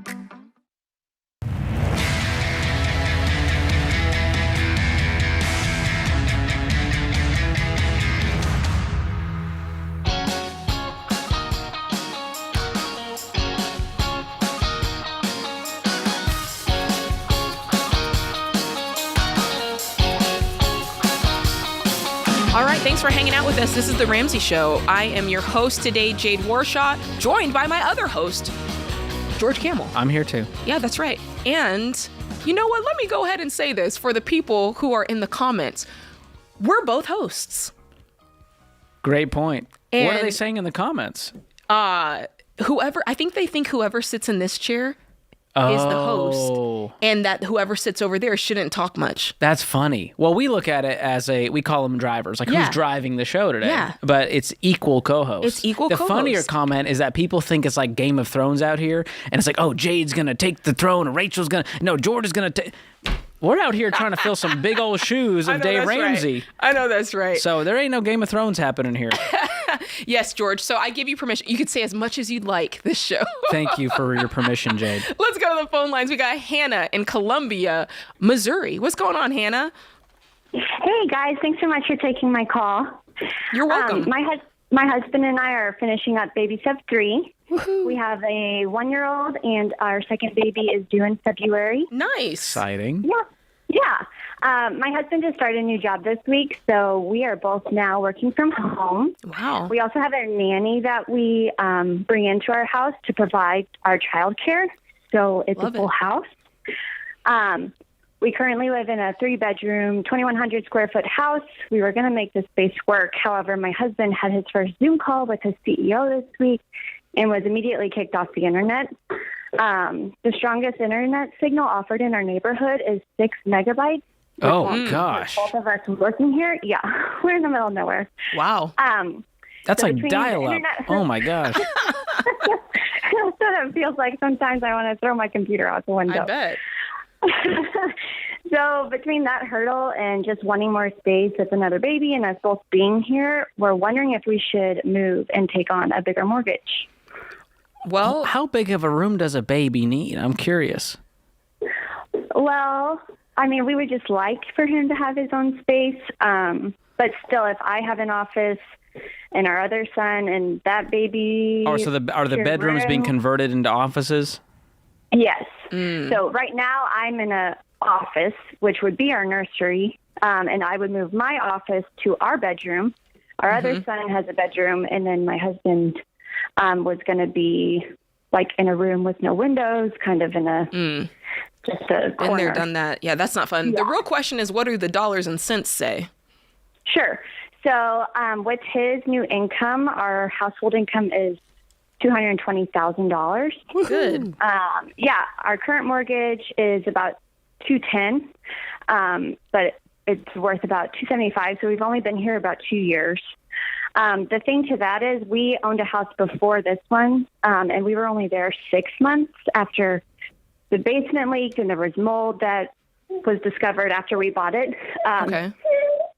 We moved, and so now it feels like we're just jumping from house to house and are never going to get ahead if we keep moving at the rate we are. Yeah, so sorry, just for clarity, how long have you been in this current house? 2 years. 2 years. You know, I hear what you're saying, and I think the internet has some validity. If you're working from home, you need to find a way to get steady internet. Not to nerd out, but can you just do like a hotspot? Yeah. From a cell phone kind of thing? Like I know Verizon, all the cell phone companies have those. T-Mobile hotspot, and it's also not offered in our area. The thing that prompted this call, we got Starlink. I was wondering about that as well. Yeah, they came out today and said, yeah, it's not going to work for you. Like, we're in a pretty rural part of town with a lot of trees. So we've looked at pretty much other... Could you work out of like a local coffee shop or co-working space nearby or anything like that? So I have a desktop phone, so I can't really pack that up and take it with me. My husband's on Zoom calls, and the whole agreement with him taking this job was that he's going to be traveling, and my thing with that was that he'd be home working, so the travel would kind of offset with him being gone and us having young kids. So you've been in this current home a little more than 2 years, so that kind of gets you off the hook if there were any gains on this. What's the property like? If you were to sell it today, what would you get for it? What would you take home from that sale? We'd take home about $60 between what we owe on it and what we could sell it for. And what could you add with that? Do you have, other than your baby step 3, do you have any other money saved? No, we should finalize baby step 3 by December 1st. And we could stockpile cash and move, but with the baby coming in February, I would prefer to be settled in the house than bring our baby home. Yeah. Look, I get it. Here's what I think you guys need to see. I think that there's like this ideal state that you have, but until you have them, especially my screen says that you want to move into a bigger house, like you want to move up. It's not like you're saying, hey, we're going to move into something that's around the same price. We're just going over here where there's internet. It sounds like you want to spend more money, have something bigger. And until you have them, because I don't know what you're pricing at. Like, what is the cost of the homes that you want to move into? That's the question. Yeah. So we were, my thing was like, we've already moved twice in the last 3 years, and I don't want to get into another house just to move in 2 years when we could afford it. You know, it just feels like if we keep jumping from house to house, we're never going to get ahead. So we were looking at about like $400,000 houses, which would, pretty much be like 3 times the mortgage that we're paying right now. Right. It feels like it's going to eat up a whole lot of your income on top of paying the nanny. Yeah. So my worry is you guys get in there and you're like, we have internet, but no margin. And now we're stressed out financially. Even making $220, which is a great income, can easily disappear with the current, housing market and taking on double the mortgage and paying a nanny. It very quickly could disappear. So my heart says, let's pause on this. Let's get the new baby in this current home. Let's make it work. Let's figure out a temporary internet situation. And once you're back home with the baby, nice and healthy, let's start shopping for a new house with more money in the bank at that point. But right now it feels like you're going to rush into a decision and then go, this isn't the house either. Yeah. Right. That's my worry. And we have no idea what our month to month is going to look like. He just started this week. We haven't gotten that first paycheck. So exactly. It could, by the time next year, we could be in a totally different position. I mean, you've got the nanny who can stay with the kid. Like, I liked George's idea of maybe you can go someplace else and get the work done that you need to get done that requires the internet while you've got the nanny on call. You're paying for her to be there anyway. And contact, the company that you work for, that he works for, and say, hey, here's our situation. Can you help us figure out an internet situation out here? Maybe they'll cover it. Maybe they know of a way to do this. Check with your neighbors, see how they're getting internet. I can't imagine every single person within a 10-mile radius has that kind of poor connection. Yeah, but, exactly. Man, that's tough. But either way, I think the main thing to get across, Hannah, is something has to give. I think sometimes we want to have everything all at once. It's like, oh, I'd love for the baby to come home to a new house. I've got this new income. And I also think, George, that here's what I think it's a lifestyle creep thing. It's like, oh, we finally got this new money. And we can just we're so quick to spend it. It's like, just let it breathe for a second. Like, get used to what life looks like. Well, because they're not, I didn't hear about investing or anything, but we're at baby step 3. We still need to have 15% to invest. We need to put money away for the kids' college. I know that's We need to pay this house off early. So my worry is you're stuck in this baby step 3 no man's land forever because of that lifestyle creep. So I think we can find solutions for everything. The desktop phone, usually they can route that to hit your cell phone. Yeah. And you can use that, or they can issue a company phone. That's mobile, so you don't have to lug your phone to a coffee shop or a co-working space or whatever. But in this newfangled, remote world, I feel like there's more options, and we just need to do some homework. Yeah, I agree with that. I agree with that wholeheartedly. Thanks for the call. That's a good one to think about. I think, there was a lot going on there. $220,000, that is a great income, but it's not $1 million, and it's not, $500,000. Like, that can get dwindled away very quickly on very big expenses. Like, if they move into a house that they're not quite ready to afford, they can be one of those people who's living paycheck to paycheck, who's making over six figures. Because that's what the stats tell us. One out of three folks making 6 figures still paycheck to paycheck. Yeah, and that's sad. Largely due to lifestyle creep. Yep, that's right. And debt, but a lot of lifestyle creep too. That's right. This is The Ramsey Show.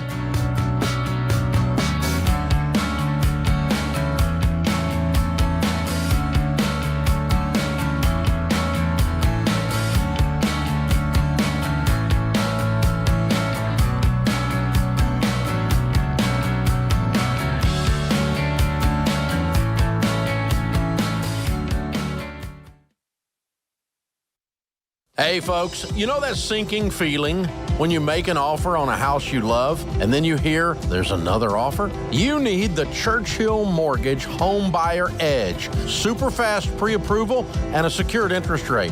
Plus a $5,000 seller guarantee gives your offer the best chance of being accepted. The Home Buyer Edge from Churchill gives you an advantage over those other guys. Go to churchillmortgage.com today to learn more.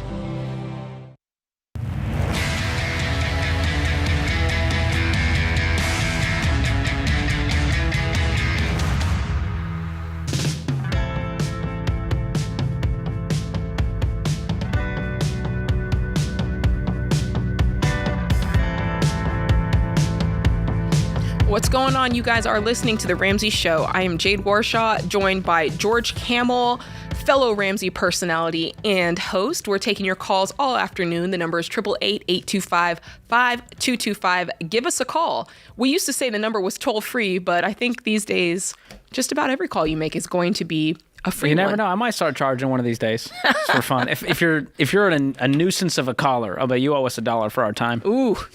Don't start. All right, let's go to Stacy in Virginia Beach, Virginia. What's going on, Stacy? Good afternoon. Good afternoon. How are you? I'm okay. I have a issue. I have about $30,000 in debt that I just, since COVID, I've tried paying it, and I put it in with a consolidation company, and I've just, within the past couple of months, it's like impossible for me to get it down any further. And I've been paying for, this would be the 4th year. So I've paid it off a huge amount of it, but this last $30,000, and I'm like $3,500 behind now, and because of work situation changing and everything. What kind of debt is it? I don't know what to do it.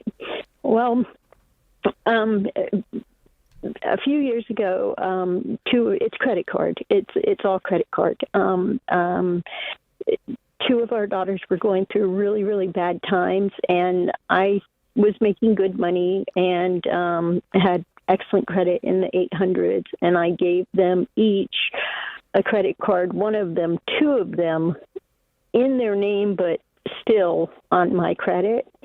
And their situations when you say in their name, but so it's in your name on it. Okay, their name. So you just gave them a credit card that was they were like opened. an authorized user, but on your account. Correct. Okay. Correct. And unfortunately, broken promises, and it just hasn't happened. So I ended up putting, once I found out that they were not making their payments, I tried to keep up with it as best as I could, but because they had been late and stuff, it snowballed, and one of them even used it for like rent cash advances. So did you take them off of these cards? Oh, yeah. Okay, yeah. great. So there's no more debt being accumulated. But you're on the hook, and they're not paying another dime. Mm-hmm. Yes, okay. And I've paid altogether. It was now this is with the interest and the fees and everything. It got up to $135,000. Oh my gosh! Sheesh. Wait, wow. I paid everything, but this last $30,000. So you got it from 135 down to 30. Do you have any other debt? No. Okay, and what's your household income? Well, see, that's the thing. My husband does not know that I'm paying this. Girl, boy. He doesn't know about the debt? He would disown them. It would totally fracture our family. And you don't think he's going to find out one day? No, because we don't have debt except for the only.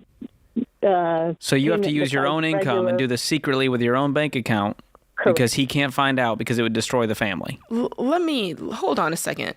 Can you flip the script for a second and imagine the tables were turned and your husband had done what you did and took out these credit cards and, so on and so forth? Well, no, he knew that they had them. He thought he thinks that they're making their payment.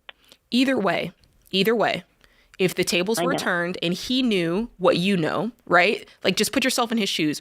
Would you want to be told? If it wouldn't be that I know he will disown them, and no. Would you? Our grandchildren away Simple from question. me? Would you want to know? Do you feel like you would have the right to know if you as a couple had incurred $135,000 of debt? Do you have the right to know? Sure. Yes, ma'am. And here's the thing. If he disowns them, that's a decision he made. Mm-hmm. So you can own your part. Mm-hmm. You did a lot of stupid stuff, but it's up to him what he does with this situation. Yeah. And But that would mean me not getting to see my grandchildren. No, it wouldn't.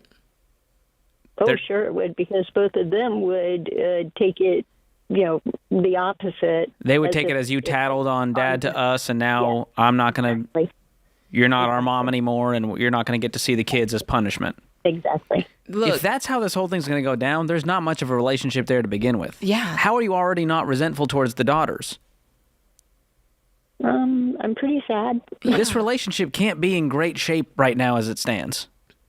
Well, there's circumstances that led to it, and there's no excuse that if they could, and I had put it in my email, they're not in a position. They're literally just getting by. The initial, that they did, there's no excuse for it, because it shouldn't have been hidden from me, because then I could have done something to help to rectify at that time. But they're their own women. How old were they when this were taking place? Over 18? Oh, yes. I think. But they were both, one was getting out of she didn't know. She was relocating for a job, went up there. The whole family was supposed to move up when kids got summer, and the now ex-husband decided he wasn't moving, and and the other was in a horrible abusive marriage. Here's the thing. Here's what I want to say. All those things are really difficult. Those are difficult situations to manage. You're their mom. You want to step in and help. You helped in the wrong way.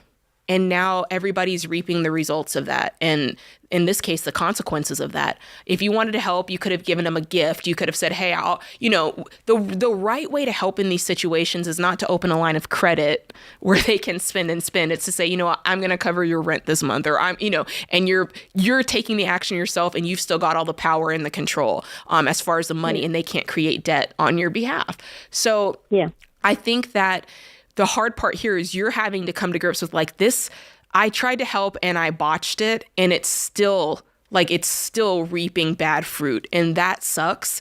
And I think also it's easy for you to say, oh, my husband, he'll disown them and he'll do this and he'll do that and keep it from him. But you guys you've all got to get in a room and be like, this is what's going on. And it might be an episode of Jerry Springer. But you guys can't keep all these secrets off to the side, and Dad doesn't know this, and Mom, if you tell him you're disloyal, there's no healthy boundaries here, and there's no healthy relationship taking place here. Man, I wish John Deloney was here, because he would get up into this. This is largely relational. But the thing is here, you said you're having work issues. Do you have an income right now? Yes, but due to COVID, and it's still where we live, it's still not 100% open back up. And to do where with Virginia's not open? Where? What I do with my job, and I can't say, or else then that just pinpoints me. Okay. So my income has dropped drastically. What do you make today? Past couple of years. Probably only like $30,000 right now. You need to go find a new career. Well, I've been trying. I probably put in a dozen to 2 dozen. If you go work a retail job at $16 an hour, you just got a raise. When what does your husband make? Good money due to 6 figures? His career. And you guys have totally separate finances? No, we have joint also. But okay. This was on my own. Okay. Well, you're not going to be able to pay off this $30,000. You need his help right now, unfortunately, and which means you're going to have to go and say, listen, I'm sorry. I committed financial infidelity. I need your help fixing this. I want to salvage the relationships. I need your help. Mm-hmm. This is what marriage is. It Dealing is. with the hard stuff together.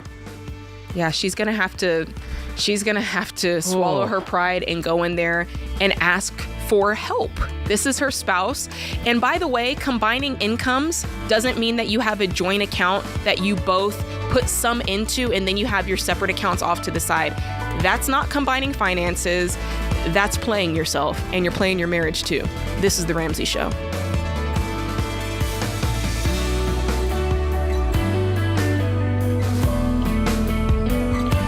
Hey, what's up, guys? It's Jade. Look, if you like what you heard in this episode and want to know more about getting started on the Ramsey baby steps, go to RamseySolutions.com and click the Get Started button. We'll help you figure out the best next step for you based on your specific situation. That's RamseySolutions.com and click Get Started.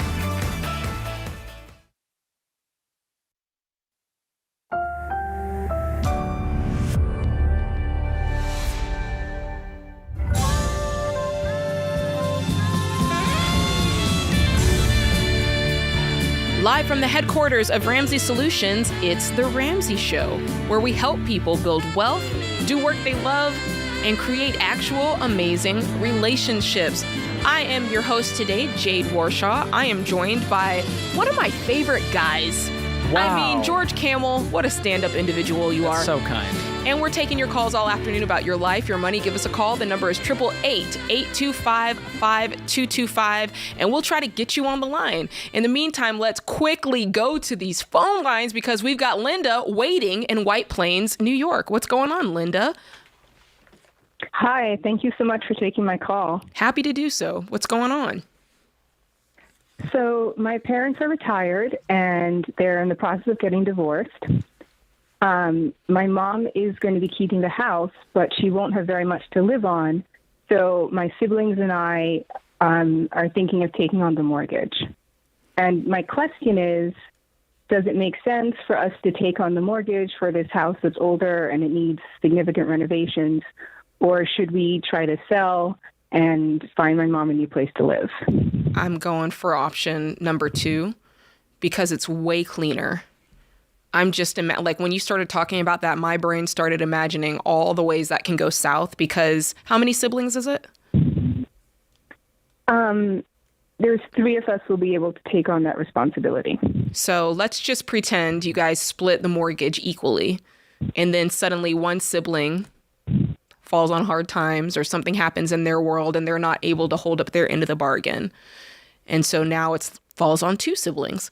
And then, God forbid, something happens and another sibling goes through something with their life and their family and they realize, hey, Right. This is not a priority. Do you see how that can kind of unravel very quickly? Yeah, definitely. What we've been thinking, though, is even if we try to buy something new, we'll still all have to pitch in. So it's kind of... What is her gonna get retirement split income? 3 ways. Yeah. It's not much. So with Social Security, my mom will have about $2,800. That's something. It's just her. And she in can't New afford York, an apartment. That is... Sorry? She can't afford a condo or an apartment? Not in New York. Does she have to live in... Do all the siblings live in the White Plains area? Yeah, we pretty much all live in the same area. We've considered relocating, but like for the entire family to relocate, that would be significant. Is there any spousal support? What's going to happen? How's the dust going to settle from this divorce as far as the finances go? Yeah, so pretty much splitting my dad's pension in half, but he has more Social Security because he was the one working, so he'll be able to live on what he gets, but my mom won't quite be able to make ends meet. So she'll have the $2,800 plus half of his pension? No, that's including. That includes the pension. Okay. So if you were to sell the house, what would it bring?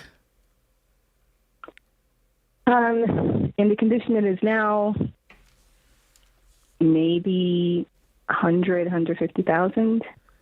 It would only go for $150,000? Because Is it it needs that a lot of renovations. Then I think we It need to needs get her some out of there repair. anyways. Yeah. If What's it's going to that- happen when you take on a big mortgage and you have to pay for all these renovations and none of you even live there? Yeah, well, we're all in our 30s. We've all been saving for our own homes. So what we're thinking is we'll just keep renting and use those. So you're going to delay the rest of your financial future to keep mom living this dream/nightmare. I would sell it, and I'd get her a real, just quaint little condo and apartment. Mm-hmm. And if that can get her mortgage lower to where she can still afford it, then that's great. But I would not refinance this thing and you guys take on the loan, but her name's on the title. No. It's going to implode the family sooner rather than later. What's your net worth? My net worth is about, probably about $150,000. Yeah. And if you had to guess your siblings, where are they sitting at, if you had to guess? Oh, somewhat less than that. I don't know what their net worth is, but they make about $60,000 a year. And they probably have that average debt, that sort of thing. I'd rather mom go live with one of the siblings at this point. Oh, you're all debt free. Okay, could she live with one of y'all? Yeah, that's definitely possible. It's just hard for us to think of, our mom having to move back into an apartment. She loves being outdoors. She loves gardening. She has 2 big dogs. She can still go outside, and she can still, there's so much that she can still do. I think you guys have to grieve what's taken place and grieve the fact that you guys all had this ideal picture of what your mom would be doing at this age and what that would look like, and that it's not like that. Everything and can I also just say, she doesn't get to have her dreams when she did nothing to prepare for those dreams. That's a hard thing to say out loud because I'm sure she's a wonderful person, an amazing mother, but she's sitting here with a mortgage, no retirement, and hoping to live off of Social Security. Mm-hmm. And so we have to also face reality. As John Deloney would say, one of his daily decisions we have to make is choose reality. And the reality is she can't afford the life that she wants. And you guys are going to prop it up while setting back your own financial futures, which is only going to build resentment. And only takes one of these Jenga blocks to fall, one of the siblings to go, this sucks, I'm out, to where everyone hates each other. Yeah. I think here, I liked George's idea of possibly her living with you guys for a while. Here's what I'm thinking, and you can poke holes in this. If you sell this house and you get $150 out of it, now when I asked you what would it bring, I wanted to know what would you profit from it, not what. So $150 is what you would profit from it. If I were you guys, I'd set that money aside and let it grow for her. And if you guys can work out a situation where it's like mom is living with sibling 1 for a while, and then she's living with sibling 2, and maybe over time you guys are able to figure out a situation where she gets a little apartment because she can draw some money off of her nest egg, and then she's got the $2,800 coming in, and then she's kind of sustainable on her own. But I would rather you guys work out a situation on the front end that doesn't involve you guys each ponying up a bunch of cash. And this long-term thing of we're paying her rent or we're paying her mortgage. I just think that that's going to drain all of you. Yeah, that sounds good. I mean, we will still have to contribute to her because, again, with that income that she'll have, she won't be able to rent, but on her own. But yeah, that's definitely. I would also do some homework and see what all of the options are. I know White Plains is expensive, but I would be shocked if there wasn't a 1-bedroom for $2,000, $2,300, and maybe you chip in to help cover some of her groceries. Mm-hmm. But we don't know how long we're going to have to prop her lifestyle up for. I know that's right. Or maybe there's a friend or somebody else where she can get a roommate situation and they have a Golden Girls deal going on and they're just, they find a way, they've got a companion, they're having fun and they're living in their apartment life together. Either way, the vision that they had for their mom is going to have to change. And that's tough. I hate to have to tell them that. But yeah, option A and B aren't great. Let's look at C, D, E, F, and then make a decision as a family. And I bet the further out they go, there's going to be something cheaper. They've just got to look for it. This is The Ramsey Show.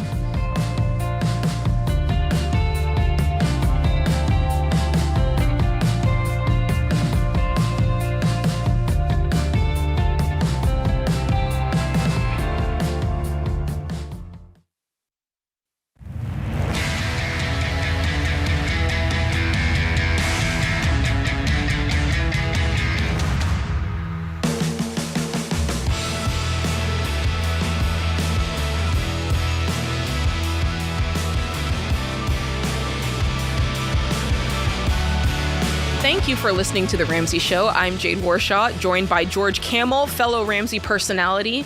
And if you're a new listener to our show, number one, thank you for being here. We're excited that you're here.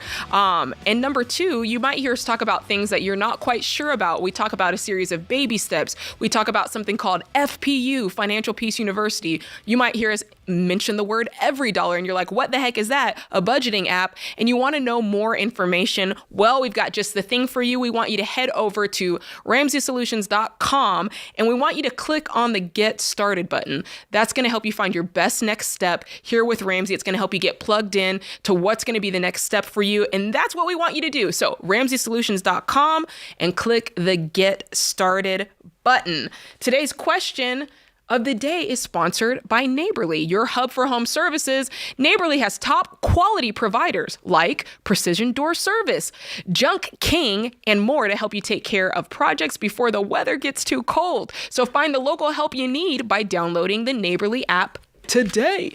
Today's question comes from Nick in Georgia.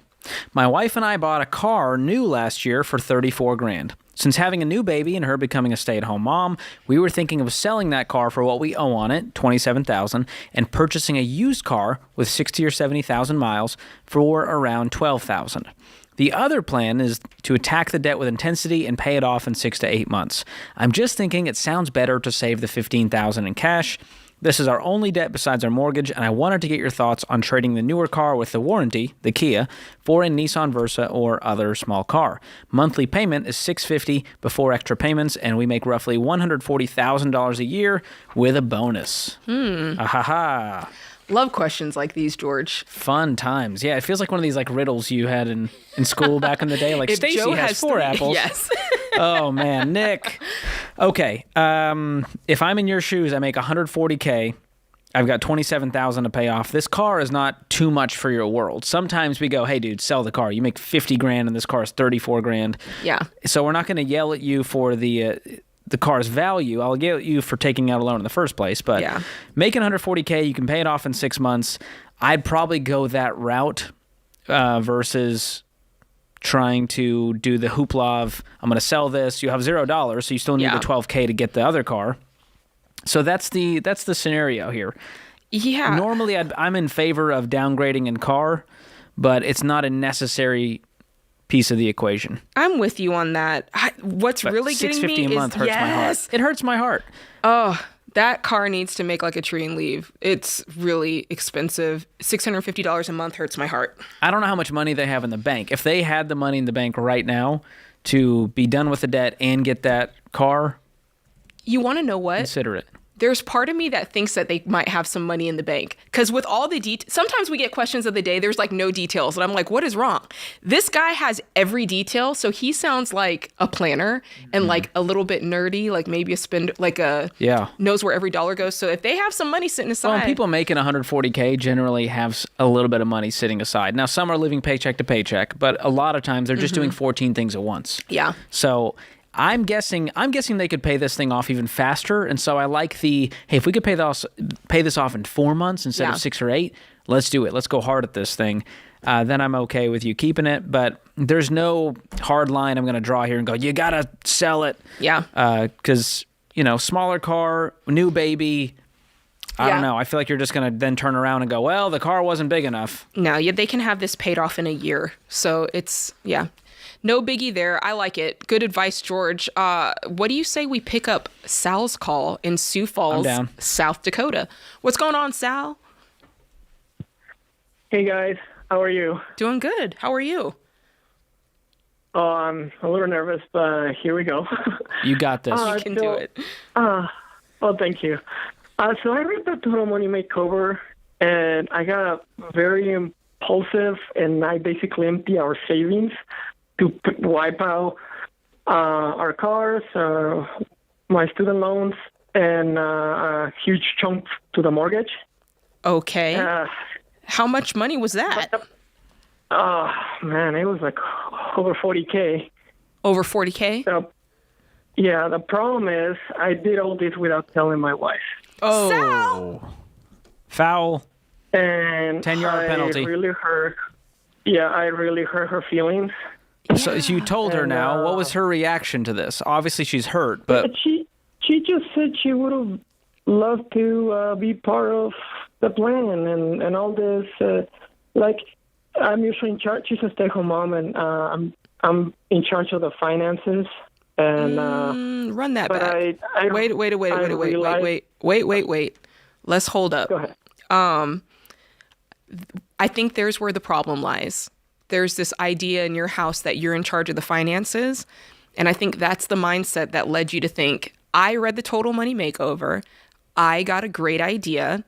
I'm going to go into our savings and I'm going to pay the bills. And that's what's gotten you here. And I think that starting instantly, right now, you're doing a vocab rehab.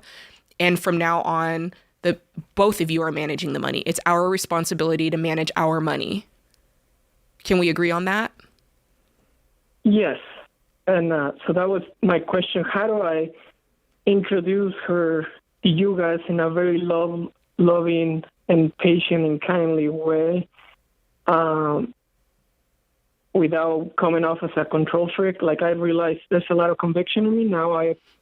I've been showing her more like statements and numbers and where our investments are through my employers, like my 401k and everything. Good. And I realized that she was not even aware of that, and it broke me. Like, it's like, no, we're a team. Like, there's no, it's not my money. It's our money. It's our resources. We take trips together. We invest together. We grow together. Like, we're a family. Mm-hmm.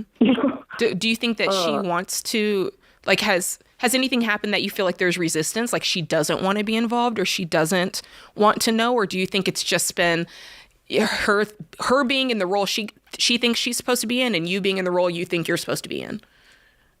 I think it's on me. I think it's my lack of leadership, like showing her things and like, we don't do a budget. I mean, we spend less than what I bring home, and I can see that because our savings were growing every month. But I feel like it's on me, and not really fully knowing how to include her. Yeah. On the budget, or I mean, we're not really doing a budget, but I want to start doing that. Well, I'd love to. If you think that you can get her to watch it with you, I'd love for us to give you Financial Peace University and you guys watch it together. I'd love for you to find an in-person class near you and for both of you guys to go to this class together and make it a date night. Like, this is what you go and do. You're participating together. You talk about it afterwards, and have every dollar part of that. So the way our resources are set up, they're set up for you to work together. Every dollar is an app that you download on both of your phones. You both can look at it. Financial Peace, it is very, of course you can do it if you're single, but I feel like it's great for couples. Like, it's got that special piece to it. So if we give that to you, Sal, will you do it together? Oh, absolutely. All right. Absolutely. Okay. So you seem very genuine, Sal, and yes. There's genuine remorse here. And I think that is going to go the furthest with her, of saying, hey, listen, I screwed up. I haven't been doing a good job leading this house, being a good husband, and I want to get us on the same page. And I want to let you know that your vote counts just as much as mine. Yeah.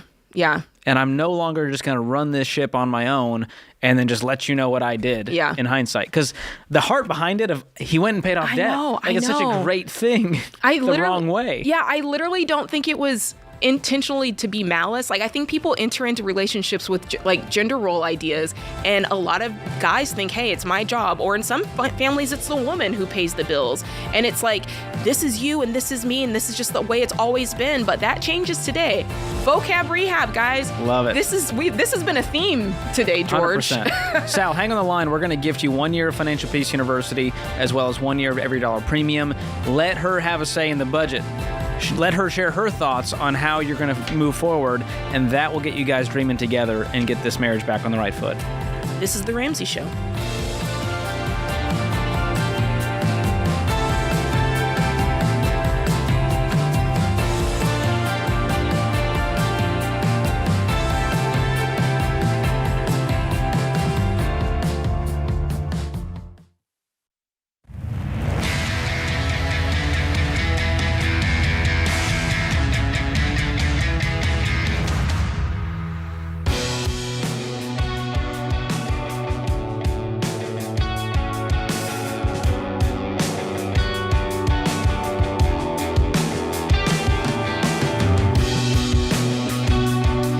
Thank you for listening to The Ramsey Show. I'm your host, Jade Warshaw. Next to me is George Camel, host of the YouTube show, George Camel. The George Camel Show. With a K. Don't wear it out. That's right. And don't get confused about it. We're taking your calls all afternoon about your life and your money. So give us a call. The number is 888-825-5225. And we would love to chop it up with you. And that's what we're going to do with Christian, who's in Chicago, Illinois. What's going on, Christian? Nothing much. How are you guys? Doing great. Wonderful. So here is the scenario. We had our home up on the market for about 3 to 4 months. It was under contract. We were the week of to close, and then the buyer's lender did not approve their loan, so they weren't able to buy the house. So we put it back on the market. Again, we went under contract, and then the buyer backed out. So we were supposed to close on our third contract yesterday.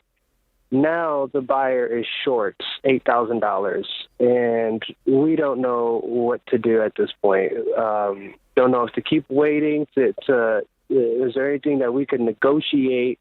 It's a roller coaster. We're really just trying to move forward with our lives. Not sure what to do. Well, first of all, we're going to give you advice as entertainment because this is the job of, the real estate agent, the closing attorney, the lender, but we can give you our take if that helps.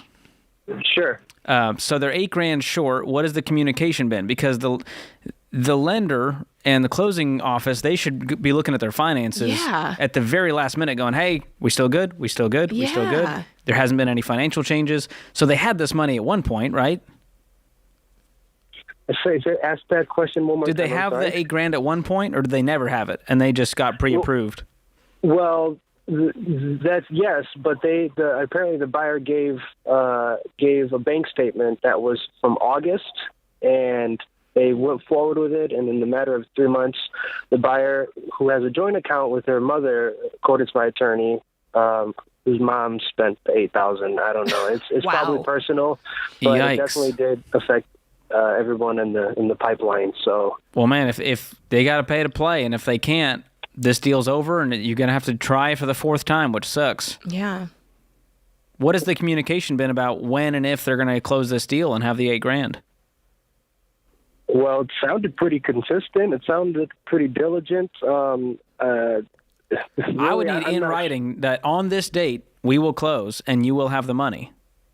That's what we have on file. Everything is ready to go. Tomorrow we're closing, and yesterday came.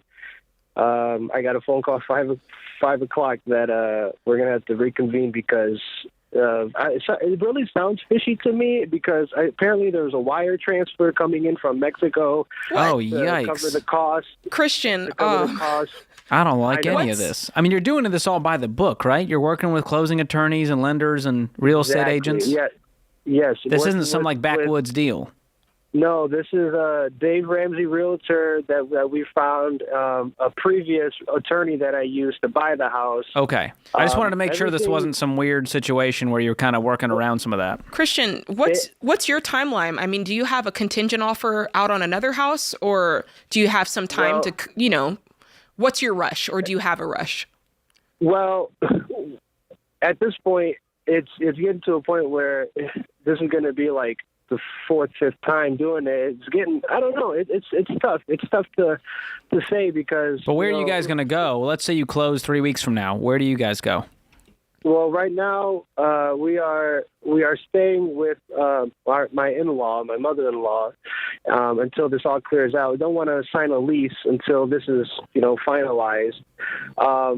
Because we want to restart. I've been listening to Dave Ramsey, and I felt like this was the right decision to make.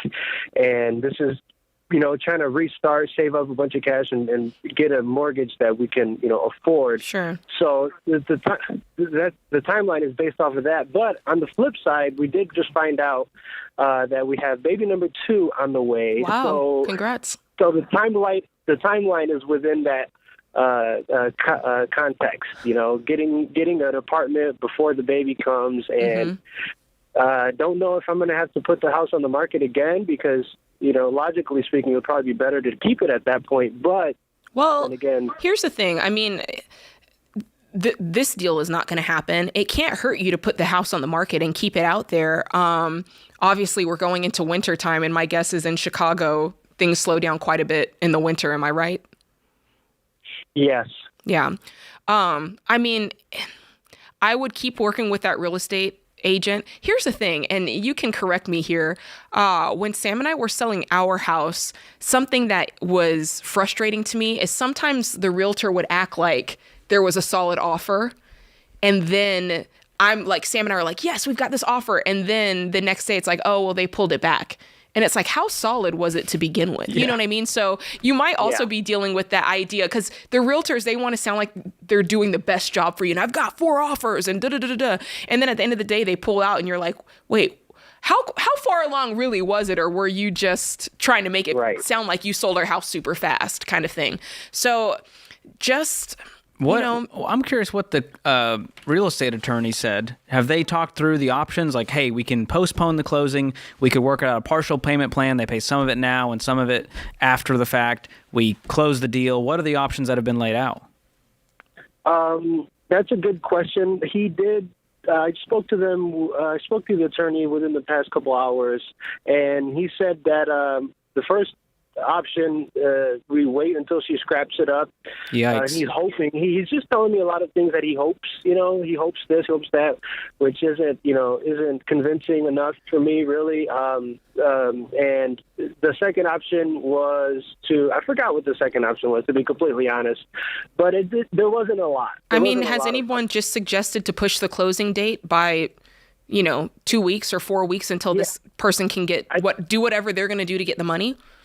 Thank you. That was actually the second option, to push it back 2 to 3 weeks. I'm good waiting 2 to 3 weeks before putting it back on the market in case the deal does go through and you can be done with this, because I know you're just exhausted at this point. I bet. I would be too. Beyond that, I'd have it in writing. Hey, 3 weeks from now, if they don't have it, we're moving on. We're not, because they're gonna keep kicking the can down the road. Mm-hmm. Yeah. Like, we just need another week. We need another week. What do we do with our mortgage then? If the deal falls through and you still have the mortgage? Is that what you're saying? Yeah. Well, are you still going to list it again at that point, or are you going to keep the house and just live in it for a while? We'll see, I guess. I guess we'll see, because right now there's a payoff request, so I don't intend to, pay the mortgage until the deal closes. Do you have the money to pay it off now or no? No. This is contingent on the home sale.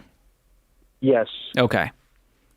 Yeah, I mean, the request doesn't mean much until you actually pay it off. So right. You're all good there. I mean, as long as you're making the payments, you got to keep making that mortgage payment until you figure out what's next. Yeah. And that's all you can do. I mean, you're either going to decide to put it back on the market again if this thing doesn't come through in 3 weeks or 4 weeks or whatever you decide is the next close date, or you might decide, hey, winter, it's not going to be good. We're going to wait till spring to relist it again. What percentage of your take-home pay is this mortgage right now? Are you guys drowning? Yeah. I don't know how to do the math on that. I have $157,000 left on the loan. I'm bringing home about $3,800 a month. What's the actual mortgage payment? Yeah. Oh, the actual mortgage payment is $1,200. Okay. Yeah. So it's not crushing you. So if this doesn't work out, in the next 4 weeks, I would just really consult with the realtor and say, what do you think is best? We've been down this road for the last 4 or 5, 6. The realtor wants to close the deal. They want that commission, but I know that's right. I'm going, let's get this in writing with the attorney and say they got 3 weeks. If it's not in 3 weeks, they lose their earnest money, their deposit, and we move on with our life. Yeah. But are you going back on the market after that, or are you holding out till spring? I'm probably holding out because I think they need a breath of air right now. I think so too. They're exhausted. Ooh. Tough stuff. This is The Ramsey Show.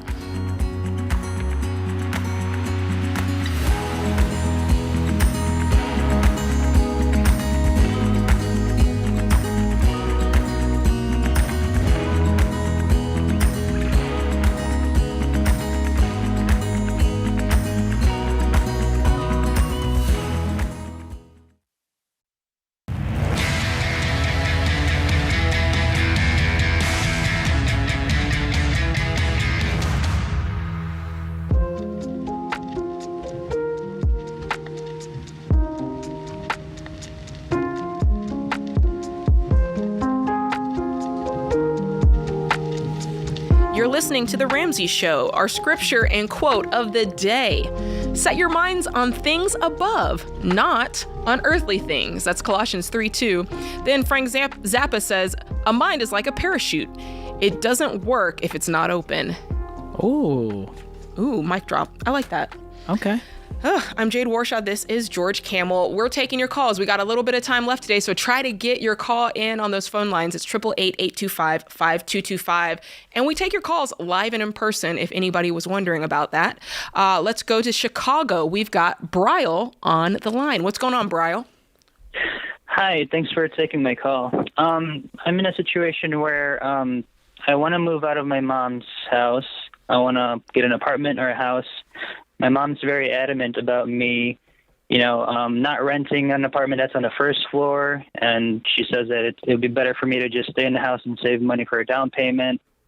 And from my point of view, I want to move out as soon as I can. And I'm taking care of my financials so that I can prepare for that. Uh-huh. And I was just wondering what your opinion of that is. How old are you? 28. Boy, it's time to get out. Have you been working? Did you go to college? Have you been working? What have you been doing? Yeah, I've been working at the company I'm at right now for, it's going to be 2 years on November 1st. Okay. And what was the reason you were staying home in the first place? After you got the job, you had a big boy salary. Was it, hey, I'm trying to pay off debt, or hey, rent's expensive? Right.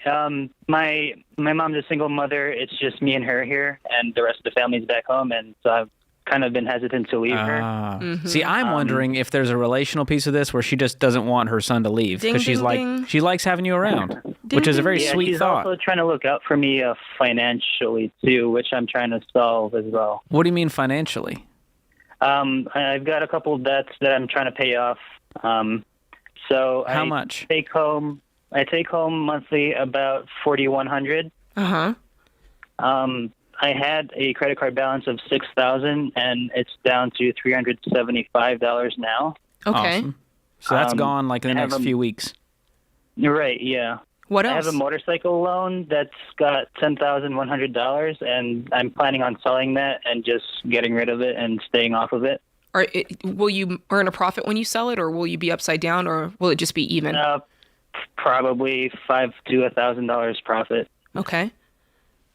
I have a car that we're debating right now if whether or not for me to keep it or not.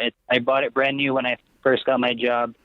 The loan amount was originally $36,000, and it's now down to $23,300. What's it worth?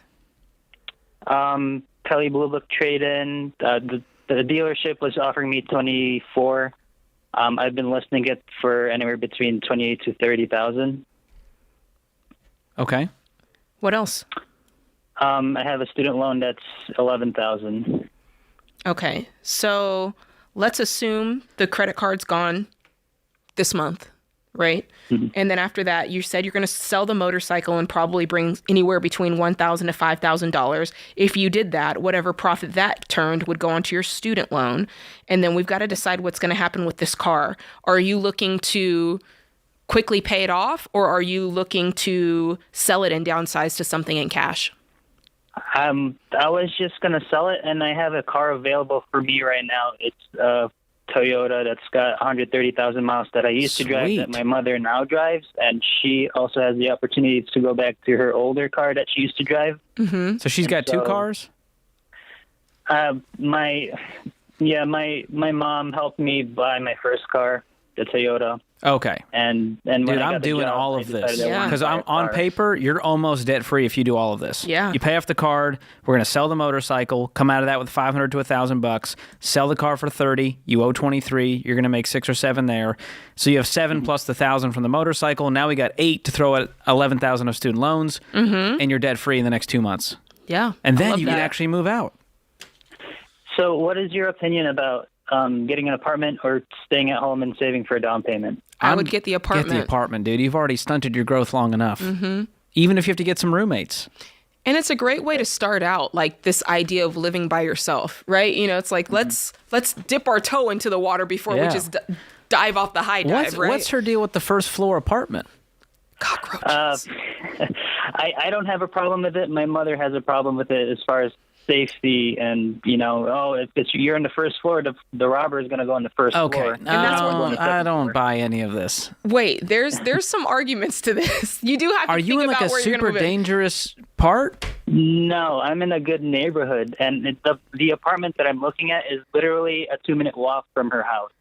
So it's a safe neighborhood. The only other reason I wouldn't live on the first floor is that's where the bugs come in. Are you that person? Second floor is the best floor. You don't want to. If you go too high up, no one's going to help you move. Getting your couch up there is going to be a pain in the butt. Y'all are hilarious. Thank you, Will Rudder. Will Rudder in the booth knows what I'm talking about. But if you go on the first floor, if there's any pest issues on that property, they're going right under the door into your apartment. I think we're done letting mommy make the decisions for us. That's the heart of all of this. Yeah, that's right. That's right. And so I just think we got to go, Mom, I appreciate everything you've done for me. You've been amazing. I got to step out on my own. I've been making bad decisions while living at home, taking on all kinds of debt. I think using my own money, my own income, not having this safety net, this hammock I've been laying in, is going to cause me to make better financial decisions. And therefore, I will come visit you on the weekends. We'll have family dinner. Love you. So sayonara. Let's talk on both sides of this coin for a second, George. So I've been reading, and there's a lot of arguments out there why, if you're coming out of college or you're, in your early 20s, it could be beneficial for you to live at home for a couple of years while you're getting your financial footing or whatnot. This is what some of the articles are saying. But there's part of you is like, yeah, you could do that if you have a great relationship with your family. Like, I know a couple of people who can actually live at home with their parents and no one blows up. I couldn't do it, but hey. And there's like, yeah, if you have that type of relationship for a year or so, that could work. But then there's part of it, I'm looking at my guy's numbers here, and there's part of it that's like, I live at home. I don't have any expenses. I can buy motorcycles and cars. Exactly. And dilly-dally with my student loan. This idea that I'll save up a down payment, I'm like, or just get comfortable and eating mom's pay off spaghetti debt slowly. There we go. Is that an Eminem reference? I mean...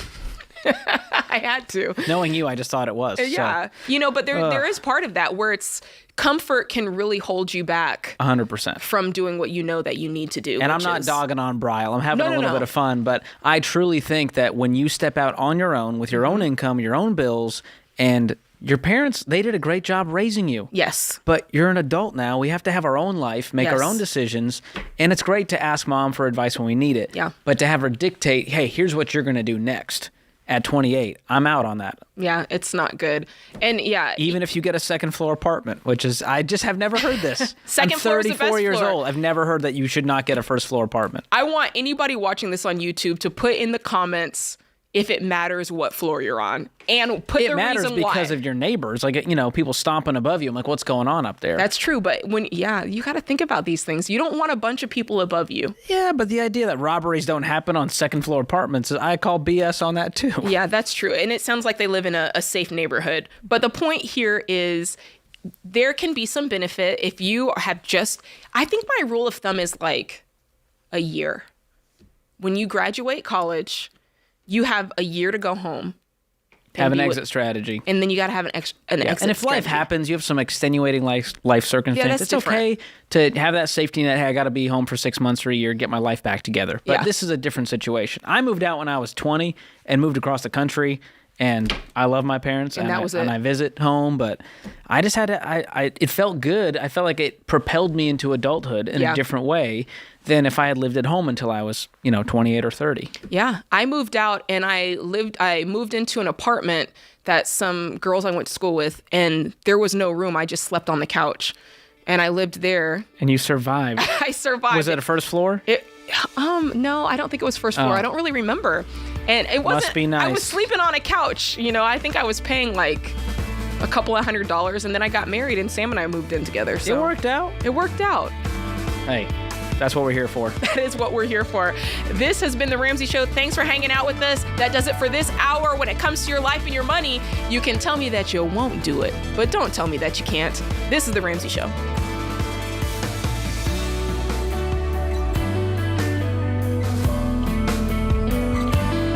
Hey, George Camel here. If you love the show and you want a deeper dive on your money journey, we've got a weekly newsletter that gives you helpful articles and tips on following the Ramsey way. Just go to RamseySolutions.com today to sign up for the newsletter. Again, that's RamseySolutions.com to sign up for our weekly newsletter.